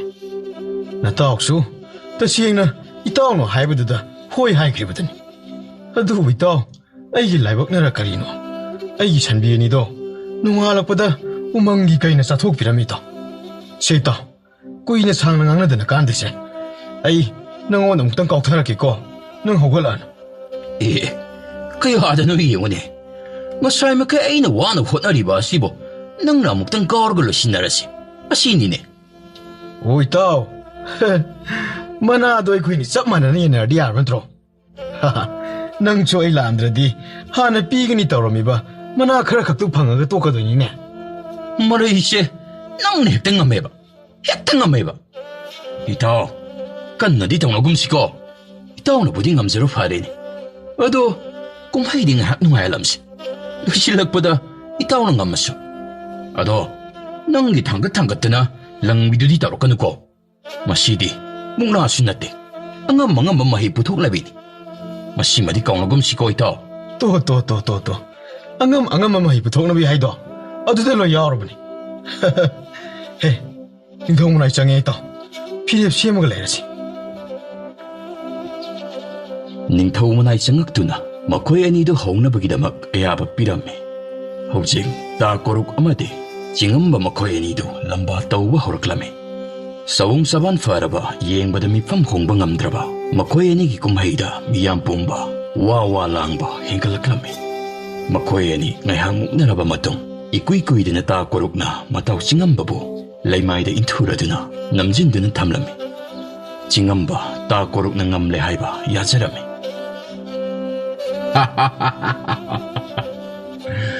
ꯃꯤꯌꯥꯝ ꯄꯨꯝꯅꯃꯛ ꯍꯧꯖꯤꯛ ꯑꯊꯣꯏꯕ ꯅꯍꯥ ꯑꯁꯤꯒꯤ ꯃꯅꯥꯁꯤ ꯃꯤꯌꯥꯝ ꯃꯥꯡꯗ ꯈꯨꯠꯁꯤꯟꯅꯔꯒꯅꯤ ꯍꯧꯖꯤꯛ ꯃꯅꯥ ꯑꯁꯤ ꯂꯧꯅꯕꯒꯤꯗꯃꯛ ꯂꯦꯡꯊꯣꯛꯄꯤꯔꯛꯁꯤ ꯅꯥꯎꯔꯦꯝ ꯀꯣꯔꯨ ꯑꯗꯨꯒ ꯃꯊꯪꯗ ꯑꯃꯨꯛ ꯀꯧꯊꯣꯛꯆꯒꯦ ꯑꯅꯤꯁꯨꯕ ꯑꯊꯣꯏꯕ ꯑꯣꯏꯔꯤꯕ ꯄꯨꯌꯥꯝ ꯆꯤꯡꯉꯝꯕ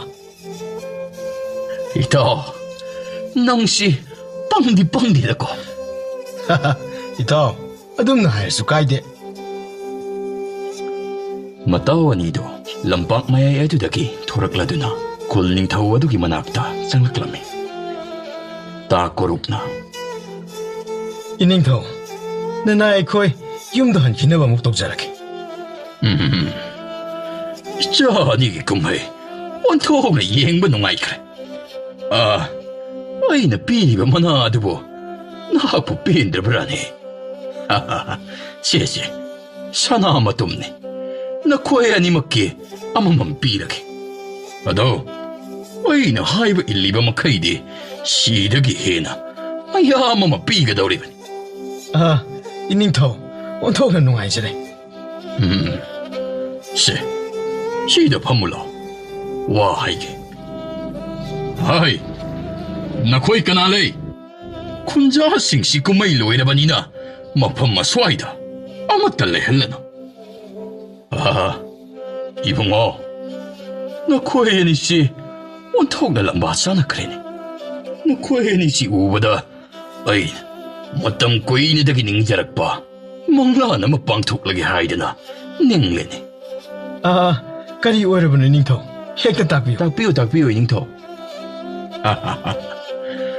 너코의 애니나부 타와이 야오라바디 하이게도리부 타박 아시리 마이 빠크도리바니 ꯑꯩꯒꯤ ꯏꯅꯥꯏꯁꯤꯡꯒ ꯇꯥꯟꯅꯗꯨꯅ ꯂꯩꯔꯕ ꯋꯥ ꯑꯃꯈꯛꯅꯤ ꯉꯁꯤ ꯅꯈꯣꯏ ꯑꯅꯤꯒꯤ ꯂꯝꯕꯥ ꯑꯁꯤ ꯎꯕꯗ ꯑꯩꯅꯁꯨ ꯅꯈꯣꯏ ꯑꯅꯤꯗ ꯍꯧꯗꯣꯛꯅꯤꯡꯂꯨꯔꯦ ꯑꯇꯩ ꯅꯠꯇꯦ ꯑꯩꯈꯣꯏꯒꯤ ꯍꯦꯛ ꯊꯪꯅꯗꯨꯅ ꯂꯩꯔꯤꯕ ꯀꯣꯡꯖꯦꯜ ꯈꯨꯜ ꯑꯁꯦ ꯃꯁꯤꯗ ꯆꯠꯄꯒꯤ ꯋꯥꯅꯤ ꯈꯨꯜ ꯑꯁꯤꯗ ꯑꯩꯈꯣꯏꯒꯤ ꯏꯄꯥ ꯏꯄꯨꯁꯤꯡꯅ ꯊꯥꯏꯅꯗꯒꯤ ꯁꯤꯖꯤꯟꯅꯗꯨꯅ ꯂꯥꯛꯂꯕ ꯆꯐꯨ ꯑꯃꯈꯛ ꯃꯈꯣꯏꯅ ꯂꯥꯏꯁꯪ ꯑꯃꯗ 시진나드나 레이리 자푸아세 이행보다 신쟁 마쭈 만가니 아드보 다생 나막디 사나 오이게 더리바니 마시 실리바 kum하이에세 타이니드기 이빠이 부싱나 호독람라바니 ꯃꯇꯧ ꯀꯔꯝꯅ ꯃꯗꯨꯕꯨ ꯄꯨꯈ꯭ꯔꯤꯕꯅꯣ ꯅꯤꯡꯊꯧ 마시드기는 사히 따라하기 마망다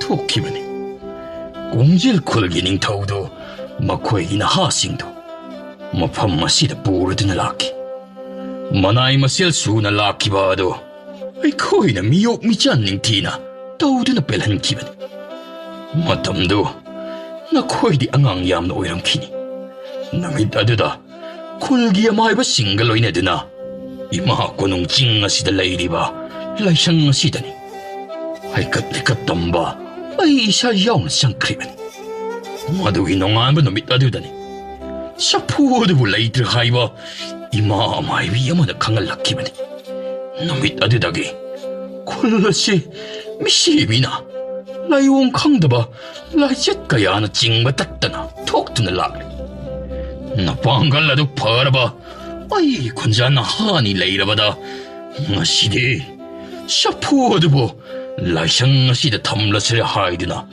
ꯅꯤꯡꯊꯧ ꯑꯣꯏꯅ ꯈꯜꯂꯛꯂꯤ ꯏꯅꯤꯡꯊꯧ ꯆꯐꯨ ꯑꯗꯨꯒꯤ ꯂꯩꯐꯝꯗ ꯇꯥꯛꯄꯤꯔꯣ ꯅꯅꯥꯏ ꯑꯩꯈꯣꯏ ꯑꯅꯤ ꯈꯣꯡꯁꯥꯟꯅꯕꯒꯤꯗꯃꯛ ꯁꯦꯝ ꯁꯥꯖꯔꯦ ꯏꯅꯤꯡꯊꯧ ꯑꯩꯈꯣꯏꯗ ꯄꯨꯝꯅꯃꯛ ꯇꯥꯛꯄꯤꯔꯣ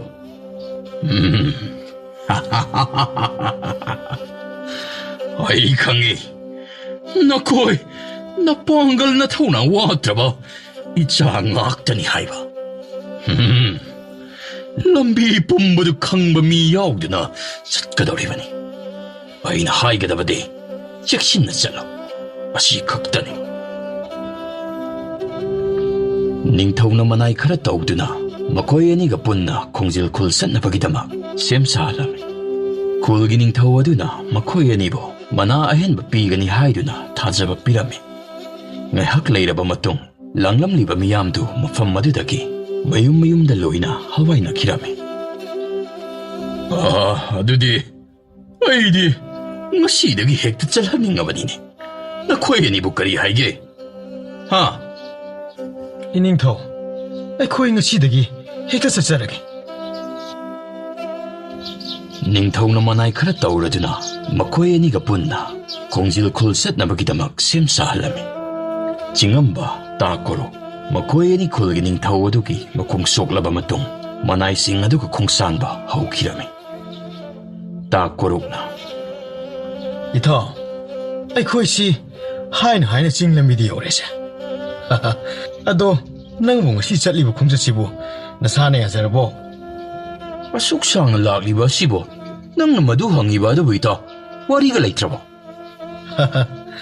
ꯋꯥ ꯂꯥꯡꯒ ꯑꯃꯠꯇ ꯉꯥꯡꯗꯕꯗꯨꯗ ꯍꯪꯉꯤꯕꯅꯤꯅꯦ ꯐꯥꯒꯤ ꯇꯧꯔꯛꯈꯤꯅꯨꯀꯣ ꯏꯇꯥꯎ ꯑꯩ ꯈ꯭ꯋꯥꯡ ꯌꯥꯝꯅ ꯅꯥꯔꯤꯀꯣ ꯅꯠꯇꯦ ꯇꯞꯅ ꯏꯟꯊꯨꯕ ꯌꯥꯕ ꯄꯣꯠꯇꯨꯗꯕꯨ ꯑꯗꯨ ꯀꯟꯅ ꯆꯤꯡꯉꯒ ꯏꯟꯊꯨꯔꯤꯕꯅꯦꯕ ꯑꯣ ꯅꯪꯅ ꯉꯁꯥꯏꯒꯤ ꯁꯨꯛꯇꯣꯛꯏꯁꯤꯗꯤ ꯑꯗꯨꯒꯤ ꯑꯣꯏꯔꯦ ꯍꯩ ꯑꯩ ꯂꯥꯛꯄꯗꯒꯤ ꯅꯠꯇ꯭ꯔꯣ ꯁꯅꯥ ꯃꯇꯨꯝ ꯑꯃ ꯐꯪꯉꯤꯕꯗꯨꯕꯣ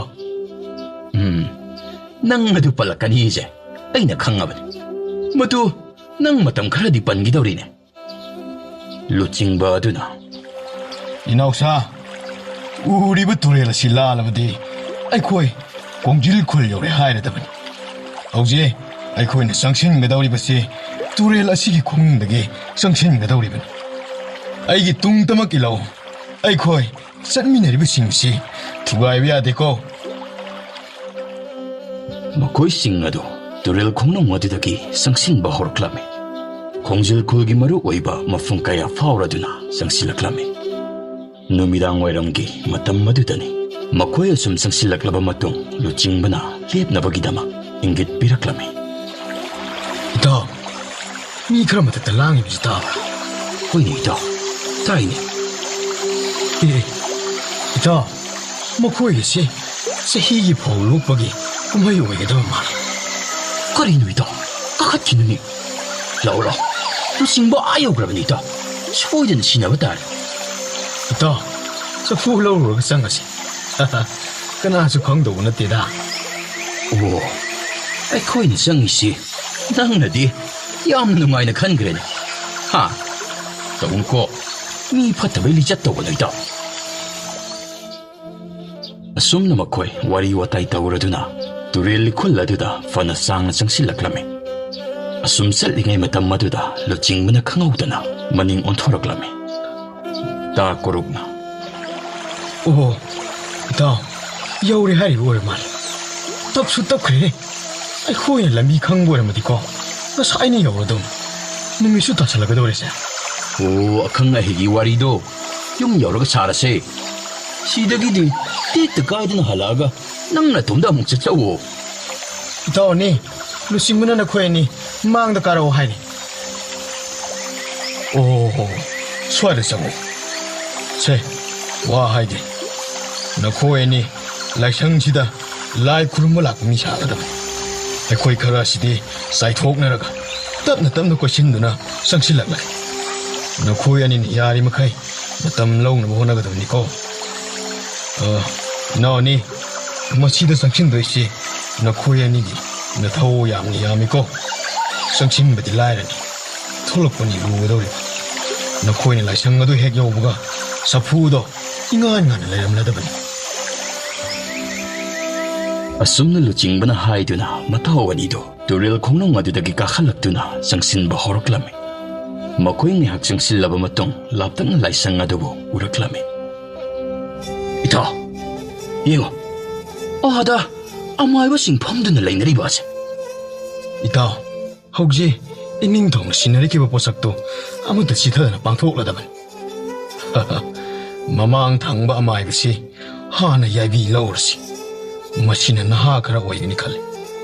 아두가 먹고 한방감 노이다바 먹고이 머리 망아시디 낭나 한 핵다 도로. 이타오 이반이 직신지고 혹시 이반이나 방토크다리바 ase 만아이 싱아시디 강바디 나트리도 마코이네 이반이 불라나 칼라가나 감도와 그리슈 도로이다. 이닝도고 와리잖아 기강라버니. 마코이 마타우디 아이코이니 ngak시엔더니. 세 마tam 망한 마가나 데이다. 사푸시 부르가 투나 할와이네 마떡시. takoruk na mang tharaduna amaiba singna famduna leiriba laisang mamang aduda sangsinba horoklami chingamba maningda thangsang ama pairaduna inarakle amaiba ki manak naksilakpaga takoro thangsang adubu haigatladuna laimang adu maktada amaiba adu kilurel kakpa horoklami chingamba sangsilakduna nakalda leiramliba amaiba sing adubu amamam tanam sinduna tang aduna tilladuna halami makoiga lakminariba manaising adu asongwa marak adudagi thokliba sing adubo urami takoro laisang adugi thongdu kokhaiduna safu adubu makhutna chena paisilami 이타 라이상 시주 두가 아람르시. 헤헤라 마추옹 마팍 나이드바 이빠이 부기 말알다 미타르부기 마헤이도 펑레다나. 이타 마카야암나 샴타라금지 샤푸 바이라바디나 하와이 키나바 떠올시라오이다 단자 시다 공질 콜기 란미싱 상살락리바도 아코이바 ngakduna leiriba manaising aduna uraklami manai aduna sangsilakduna matawanida khanghalami pao sitarabada makoi sing adu khongleituna mafam adudagi chenthораklami makoi sing adu turil lekhuladu yaunaba thunama chelaklami makoina launariba makol sing adu kongjil khulgi lanmi sing aduna taraklami yeknaba sing adu khonghai thuna makoibu tanaraklami chafu paidin chiliba ta korukadu mahakpu tamna khanghaudana tajayima lanklami 이타 카이노 나 코에마 야마무타 랩코네 하이 이타 혹시디 마코마시 파우드의 용례되나 세 마시 샷프리 오해라 자 이타 아이고나 콜로라 이타 이타 세 사푸지 부르가 살람. 카리노 이타 카리노 이타가 하이피디 바두바 하이 쟁네부 싱신학실레네. 이타 아숙구이는 상을 로이나두나 락라가 까리기노 낭나 아이 혹식 달라미나 닝이바. 이타 아이 와로무고 나한테 이타 나한테 이타 카리노 따우리 뭐다 와시디 이타 chingamba matauda tunghana yengladuna matau sing adugi tung inaduna chenkirame ngaiha asum makhoi manai sing adu chelakpana singkhong yoksilakpa khanghoramde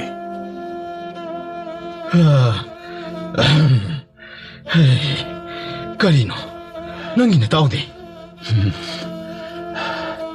이타오기 타와이 야옥들 박상아도 라이상 만악 아드다 따드나 레호랭 안바 ꯀꯔꯤ ꯍꯥꯏꯕ? ꯃꯁꯥ ꯃꯊꯟꯇ ꯌꯥꯏꯕꯤ ꯊꯋꯥꯏ ꯂꯧꯖꯗꯨꯅ ꯏꯇꯥꯎꯗꯣ ꯃꯐꯝ ꯑꯗꯨꯗ ꯂꯩꯍꯧꯔꯦ. ꯏꯅꯥꯎ, ꯂꯥꯛꯑꯣ, ꯄꯟꯊꯗꯨꯅ ꯂꯩꯔꯒꯨꯝꯁꯤ. ꯄꯥꯎ ꯑꯁꯤ ꯀꯔꯤ ꯇꯧꯕ ꯌꯥꯒꯦ ꯍꯥꯏꯕꯗꯣ ꯏꯅꯤꯡꯊꯧꯗ ꯈꯪꯍꯜꯂꯨꯔꯁꯤ. ꯃꯈꯣꯏꯁꯤꯡ ꯑꯗꯨ ꯅꯤꯡꯊꯧ ꯃꯅꯥꯛ ꯌꯧꯅꯕꯒꯤꯗꯃꯛ ꯈꯣꯡꯂꯩ ꯊꯨꯅ ꯂꯥꯛꯂꯝꯃꯤ. ꯈꯨꯜ ꯅꯤꯡꯊꯧ ꯑꯗꯨꯒꯤ ꯃꯅꯥꯛ ꯌꯧꯔꯕꯗ ꯆꯤꯡꯉꯝꯕ ꯂꯩꯃꯥꯏꯗ ꯅꯤꯡꯉꯝꯗꯅ ꯈꯨ ꯀꯨꯜꯂꯗꯨꯅ ꯅꯤꯡꯊꯧ ꯑꯗꯨꯗ ꯑꯣꯟꯁꯤꯜꯂꯗꯨꯅ ꯂꯨꯞꯊꯗꯨꯅ ꯂꯩꯔꯤ. ꯀꯔꯤ ꯃꯇꯧꯅꯣ? ꯂꯥꯏꯑꯣꯏꯔꯕ ꯆꯐꯨ ꯑꯁꯤ ꯄꯨꯔꯛꯄꯒꯤꯗꯃꯛ ꯍꯔꯥꯎ ꯅꯨꯡꯉꯥꯏꯕꯒꯤ ꯃꯃꯤ ꯑꯃꯠꯇ ꯅꯈꯣꯏꯒꯤ ꯃꯥꯏꯊꯣꯡ ꯑꯗꯨꯗ ꯑꯃꯠꯇ ꯇꯥꯗ꯭ꯔꯤꯕ ꯑꯁꯤꯕ?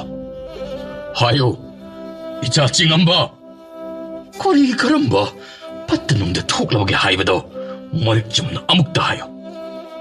ꯏꯅꯤꯡꯊꯧ, ꯑꯩ ꯃꯔꯨꯞꯀꯤ ꯑꯁꯤꯕ ꯍꯛꯆꯥꯡ ꯀꯣꯡꯖꯤꯜ ꯈꯨꯜꯗ ꯂꯩꯍꯧꯔꯦ. ꯌꯦꯡꯅꯕꯁꯤꯡ ꯆꯪꯁꯤꯜꯂꯛꯇꯨꯅ ꯃꯈꯣꯏꯒꯤ ꯈꯨꯠꯂꯥꯏꯅ ꯄꯥꯟꯕꯗꯒꯤ ꯏꯇꯥꯎ ꯆꯠꯄ ꯂꯦꯡꯕ ꯉꯝꯈꯤꯗꯕꯅꯤ. ꯃꯤꯀꯨꯞ ꯑꯗꯨꯃꯛꯇꯗ ꯆꯐꯨꯁꯤ ꯁꯤꯟꯅꯔꯛꯇꯨꯅ ꯑꯩꯈꯣꯏꯕꯨ ꯇꯦꯛꯇ ꯀꯥꯏꯗꯅ ꯃꯐꯝꯁꯤ ꯌꯧꯔꯛꯅꯕꯒꯤꯗꯃꯛ ꯃꯁꯥ ꯃꯊꯟꯇ ꯌꯥꯏꯕꯤ ꯂꯧꯖꯈꯤꯕꯅꯤ. ꯀꯔꯤ ꯍꯥꯏꯕ?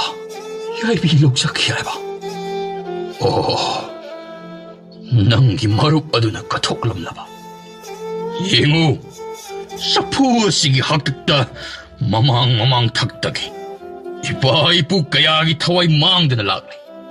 ꯑꯀꯤ ꯑꯈꯪ ꯂꯩꯇꯕ ꯊꯧꯅꯥ ꯂꯤꯡꯖꯦꯜ ꯀꯌꯥꯅ ꯆꯐꯨ ꯑꯁꯤꯕꯨ ꯀꯟꯗꯨꯅ ꯉꯁꯤ ꯐꯥꯎꯕꯗ ꯂꯥꯛꯂꯤ. ꯑꯩꯈꯣꯏꯒꯤꯅꯤ ꯇꯥꯛꯂꯤ. ꯍꯥꯏꯌꯨ ꯆꯤꯡꯉꯝꯕ, ꯅꯍꯥꯛ ꯍꯧꯖꯤꯛ ꯀꯔꯤ ꯇꯧꯕ ꯄꯥꯝꯃꯤ? ꯏꯅꯤꯡꯊꯧ, ꯅꯆꯥꯅ ꯏꯅꯤꯡꯊꯧꯗꯒꯤ ꯄꯥꯝꯖꯕꯗꯤ ꯃꯔꯨꯞꯀꯤ ꯊꯧꯅꯥꯗꯨ ꯏꯀꯥꯏ ꯈꯨꯝꯅꯕ ꯎꯠꯄꯤꯌꯨ. ꯅꯅꯥꯏ ꯃꯈꯜ ꯑꯃꯠꯇꯒꯤ ꯃꯅꯥ ꯄꯥꯝꯖꯗꯦ.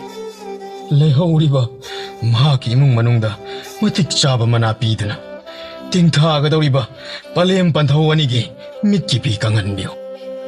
ꯃꯁꯤꯅ ꯑꯩꯒꯤ ꯃꯅꯥ ꯄꯤꯕꯅꯤ ꯁꯛꯄꯤꯌꯨ. ꯏꯆꯥꯒꯤ ꯋꯥꯍꯩ ꯑꯁꯤꯗꯤ ꯇꯥꯕꯗ ꯑꯣꯟꯊꯣꯛꯅ ꯄꯦꯜꯂꯤ. ꯅꯪꯅ ꯍꯥꯏꯔꯤꯕꯗꯨꯃꯛ ꯅꯤꯡꯊꯧ ꯑꯣꯏꯅ ꯄꯥꯡꯊꯣꯛꯂꯒꯅꯤ.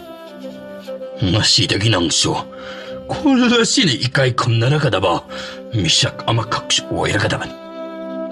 ꯂꯩꯕꯥꯛꯀꯤ ꯅꯤꯡꯊꯧꯗ ꯋꯥꯔꯤ ꯑꯁꯤ ꯏꯁꯥꯃꯛ ꯆꯠꯇꯨꯅ ꯂꯤꯔꯨꯒꯅꯤ.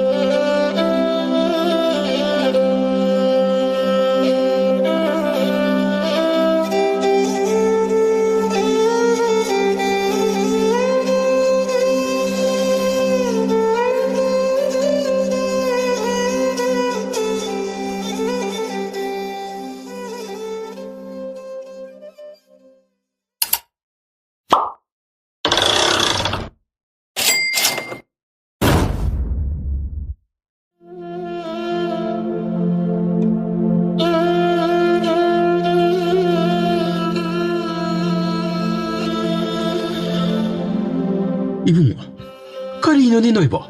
Ahaladubu ningthina senaduna leigadabu matamdana leitri. Aduga, hausingna karamna leikidabano khangdri. Natte, masibu taba yariba wariraba. Iton, pabu senade haibududi haibigano. Ayuk amadi numidang magi watana pijanabu honaribani. Adubu iton, asingmani nasan haijaribse. Babungse, numidang sak saraba matung aina pamungba wotinjalibani. Aduga, karamnano khangde. Babagi thawai yaudraba hakchang sumangsida taduna lerimlibasini. 이bungo, 아이su khangni. 나코이나 도나 티나드나 레민나다바 아두다 이톤수 성능리바니. 아두부, 이암박이 아시바 학상 아시나. 마포 까이드나 마타우 카람나 수마ang 아시다부 시드나 따람리바노. 이bungo 징렌, 난 이쁘와 마이바 싱타와두부 아묵다 까우루나바 따우루소. Iton, nunganda usu kuidre, ngalaga ningthina chatpana pharoidro. 징렌, 멈선, 나 학등 짤루로. 나학나네 이쁘 어두부 투나마 까우루라가 락민나가다바니고. Hoi hoi Iton, ai 사고올시 동네이다 짤루르게. 징렌, 마쿠라기 와두부 뿌라두나 아마이바부 까우루라미. 아마이바두 사고알라마 동라두나 징렌기 동 이나두나 타우질라크레. 아마이바두나. 하이,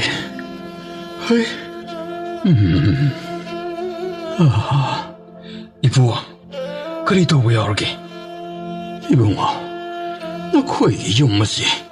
그리고 matik mayay layba pusak ang mag-isahomde.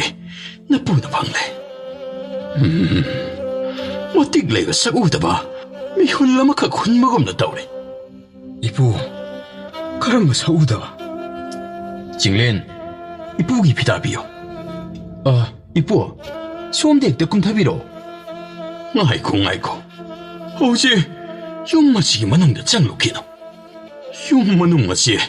그리고 마사밀 막각방래. 이봉아, 나 빠기야 씨바 학상하시. 아무것도 하나 kopsilo. 어낙보다 이싱 layba jaga amakak ay mudatao. Patrada hanba 이싱 오이라바 시간. 그리 하이바 이부, 아이게 회의라봐도 이몽시대 tum는 레오리버니. 어두디, 모두 layba기 소이드나 오이라가니. 그리 하이바 이부, 마학 레이버기 까람는 오이게 도리버노. 마학디 그슈 도키드버니. 나때, 마학부 상드는 layba기니. 이부, 그나 오이러버노 상리부시나. 어때 이까나수 나때. 낭기나 바봉이 타와이야도 보니. 오, 헤기 바바기 타와이. 이봉아, 잘로. 만학 낙바 수아이다. 이싱 가식다막 오이라바 술레이바. 아낙보다 소이드나 레람가네. 나학 아무것도 뒤로줘. 이돈 아왕마이 깨시다 TV로. 나사, 마카탕바 시다기 팡나바 뒤자라래. 호이. 어또, 거리군바, 아끼에 강한 낭라바디, 이돈도 고르고. 호이돈. 아이씨, 마닝시디 뽕맘했맘니다. 거리노, 이엄마놈의 시다기 다리가 뭐 골라시디. 통통 나오기만 골라시나 깜덩나 토올리바. 놈시대 아시쇼 온통나 깐나시리다. 가도움들에게 티게 돌리바. 이엄마시쇼 닉바오르게다나. 거리노, 마닝놈 당마시다 랑트릭랑나 레이리고 싶어. 오, 싱모이라바 말래. 마부기 아탕네. 미럼레나 시대에 가이팅가이 또비두나. 더와이 싱가시고, 기한 강한 또비라노. 다이방 미요이바 에코이가, 더와이 올라바 다이방 타독라바 나코이가, 레민나바 야디. 더와이 락비 하이나 밍톤자라게. 나 사이고 나 직바시, 나 사시기 간드나. 미럼레나 시대 다이방 미요이바 에코이기다 막, 당 미럼로네. 이쇼. 이부, 사포시대 싱야오드는 레람리바시 마시부 야가도리브라. 가다이. 비로네 이부다. 용탁시대 이싱마시. 아이나 하이갓바다. 마치 온드는 거리금바 따르글라바디. 용마시대 레이리바 타와이야세. 아참바 의로이다바니. 허이! 자! 이부, 이싱시디 아무부만 수원에 따라래니. 이봉아, 잘로. 마시기 무가는 힘마시. 용시기 구이바다. 나학나 신마퉁나 아무렇던 예람. 나학나 신딩의 마망다. 아예 나쁜 가야마 돌아가네. 모두 나학 기회야 돼. 랑마시부 바이드나 용마시다. 핵옛 바우크라바디. 마닝 한드나 락바야 되고. 아두고 랑마두수 막하다 딴 기회야 돼. 징렌 랑마두부 제나 바이레드나. 랑나두부 삭라두나 우콩어디다 기신바 하우락라메. 아이보, 마닝놈다 삿가도리바시보. 이돈, 이바니우에 동네로시. 하우로 이봉아. 떠오르지. 가다이노니. 마이도 이돈 바이라기니. 통나옥싱 링미마 콜시 하우부숨 현절레이니. 붕어, 랑도 다키니까. 랑, 용만웅아 시대 이ing으로 넣고. 이돈, 거리노, 까이도부 야오르게. 붕어, 라오네. 컴다로니 낭보 샷샷 컴다로니. 컴라이 두루니 낭보. Makoy anido, awang tangba may kayedubo, lantorak to naman yung tongadubo, koy na bagidamag, tanza ado yoroklami. Hays, may sisumutok rin ito ulit siya. Hay. 랑도 찌나 봐요 거이 붕어. 이토원 상답시 깐나 하이바 호록래네. 아이, 프라프를 멍탁으로. 지지, 랑돔 댕곤데 랑어. 하이, 예, 이토원 찌라시. 붕어, 카라투나 묵다 꼬유세. 젤로 라오. 헤이,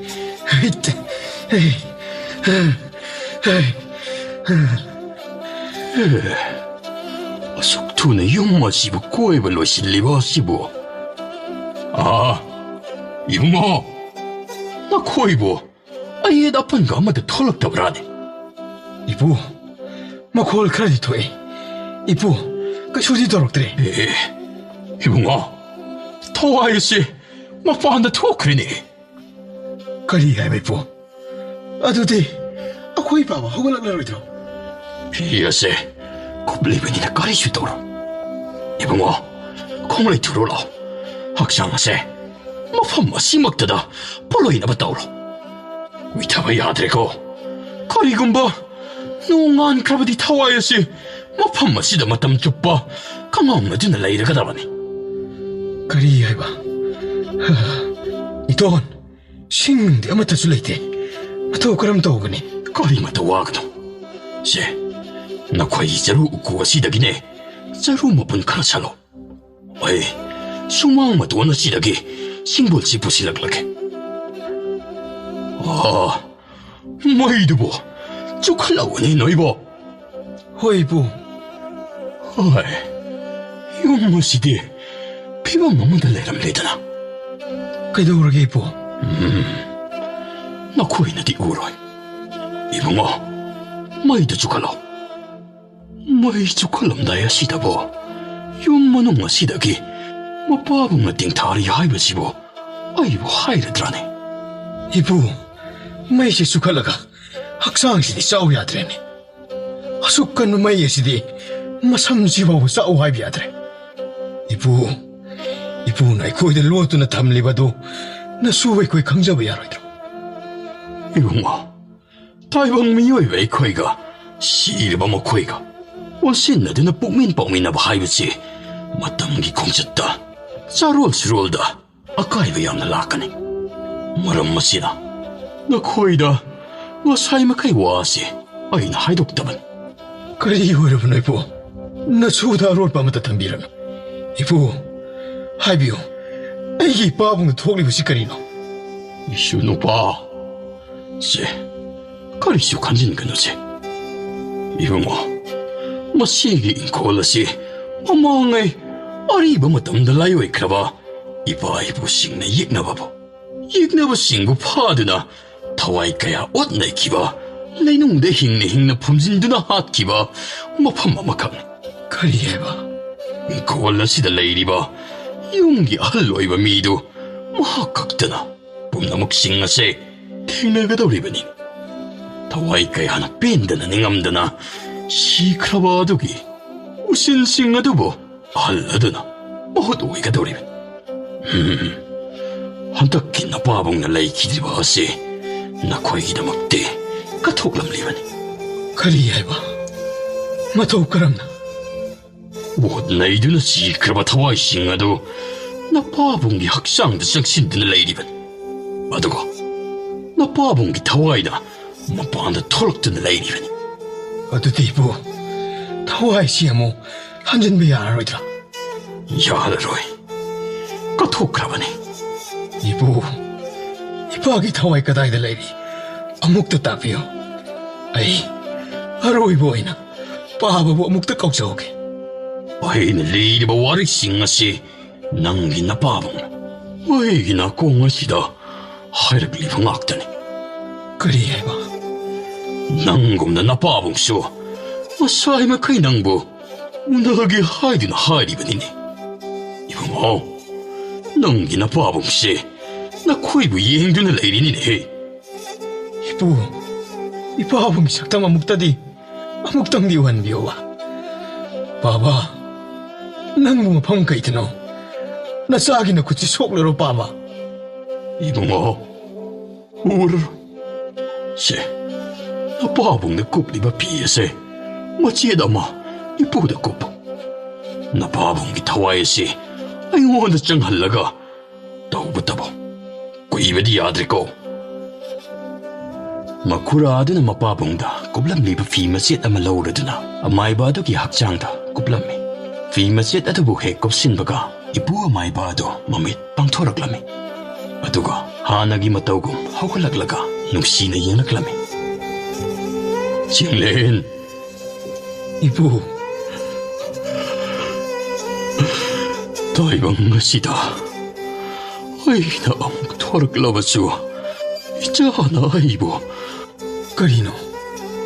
Chinglen, ꯏꯄꯥ ꯀꯣꯟꯒꯤ ꯂꯥꯛꯑꯣ. ꯄꯥꯕꯨꯡ, ꯏꯄꯥꯅ ꯅꯪꯕꯨ ꯁꯦꯟꯅꯗꯨꯅ ꯉꯥꯛ ꯁꯦꯟꯕꯁꯨ ꯉꯝꯂꯔꯣꯏꯗꯣ. ꯏꯄꯥꯅ ꯍꯥꯏꯈꯤꯕ ꯂꯤꯈꯤꯕ ꯋꯥꯔꯤꯁꯤꯡꯗꯣ ꯅꯣꯡꯃꯇ ꯀꯥꯎꯕ ꯌꯥꯗꯦꯀꯣ. ꯄꯥꯕꯨꯡ, ꯉꯁꯤꯗꯤ 이차부 탐람바 따래. 빠붕부 와라오고는고. 너비당기 마탐다. 랑능한 바 더한 우라버디. 빠붕나 남부 이행리면 항능 싱우고. 리리바 말랑나 우파싱나시다. 우파싱나시다 실레라버디. 마두 이파기 건젤니. 낭부 람징리버니 강무고. ꯄꯥꯕꯨꯡ, ꯅꯆꯥꯕꯨ ꯊꯥꯗꯣꯛꯇꯨꯅ ꯆꯠꯂꯅꯨꯕ. ꯄꯥꯕꯨꯡꯅ ꯆꯠꯀꯦ ꯍꯥꯏꯔꯕꯁꯨ ꯅꯆꯥꯕꯨꯁꯨ ꯄꯨꯕꯤꯌꯨ. 이빠기 찡렌. 쟤 농싱 안기가다오래. 이빠부 다도오세 찡렌. 찡렌. 찡렌. ngayhak mapabu ko aladuna kapsaribado. Ipu amayba adugi konjelna tugairami. Ipu 찡렌. 쟤 타도. 바바, 바바. 이봉아, 낭기 바바 미람렌지 타독드는 삿그레네. 이보, 바브디 이보. 아유 이보, 바브디. 단자시다 시바 학상어도 마이짱바 허럭라메. 마국 마마이 마콩 마탕 짤락라메. 찡렌나. 이보, 학상시 싹 불러야 마동 마카가리 도보 따래. 이봉아, 낭기나 돈가 떠오르가. 혹시 학상 아시네 다들 레이리범 펌마 심막다다 떠오르가 봉가다니. 이돈 나사이가 떠오르게. ngayhak leiraba matong 찡렌 sumang aduda mapabongbo fomnabagidama leibak adubu tauba loiraklame. Mapabonggi saru polangsing adu matang komaduda thadaraduna pumsinkirame. 학상 아두부 pumsinkibaga ayuki numi thokpa horaklame. Shunupa lao inum nungsa thoraklabanina auje tawudaba mahairake. Ipugi sangaida 살라실러. 호이보. 하이, 니봐. 낭수, юм다능 티제는 레이저로로. 아, 거리수 떠오르로이다. 낭기 내 안박이 타와야지. 샤진나시다 마땅 카라디 레이키가 다오리. 까람나 놓구라. 마시다기나 다 맞춥나. 낭기나 봐 샤진나시다. 아두막 레이키가네. 마하키 마타우망 없는 티나 빵톡다바 야로. 타와이야 시부디 학상시 볼로이 크라바니나 마야이 짬 크라바니. 라오 찡렌 이쁘고 살라실라. 호이보.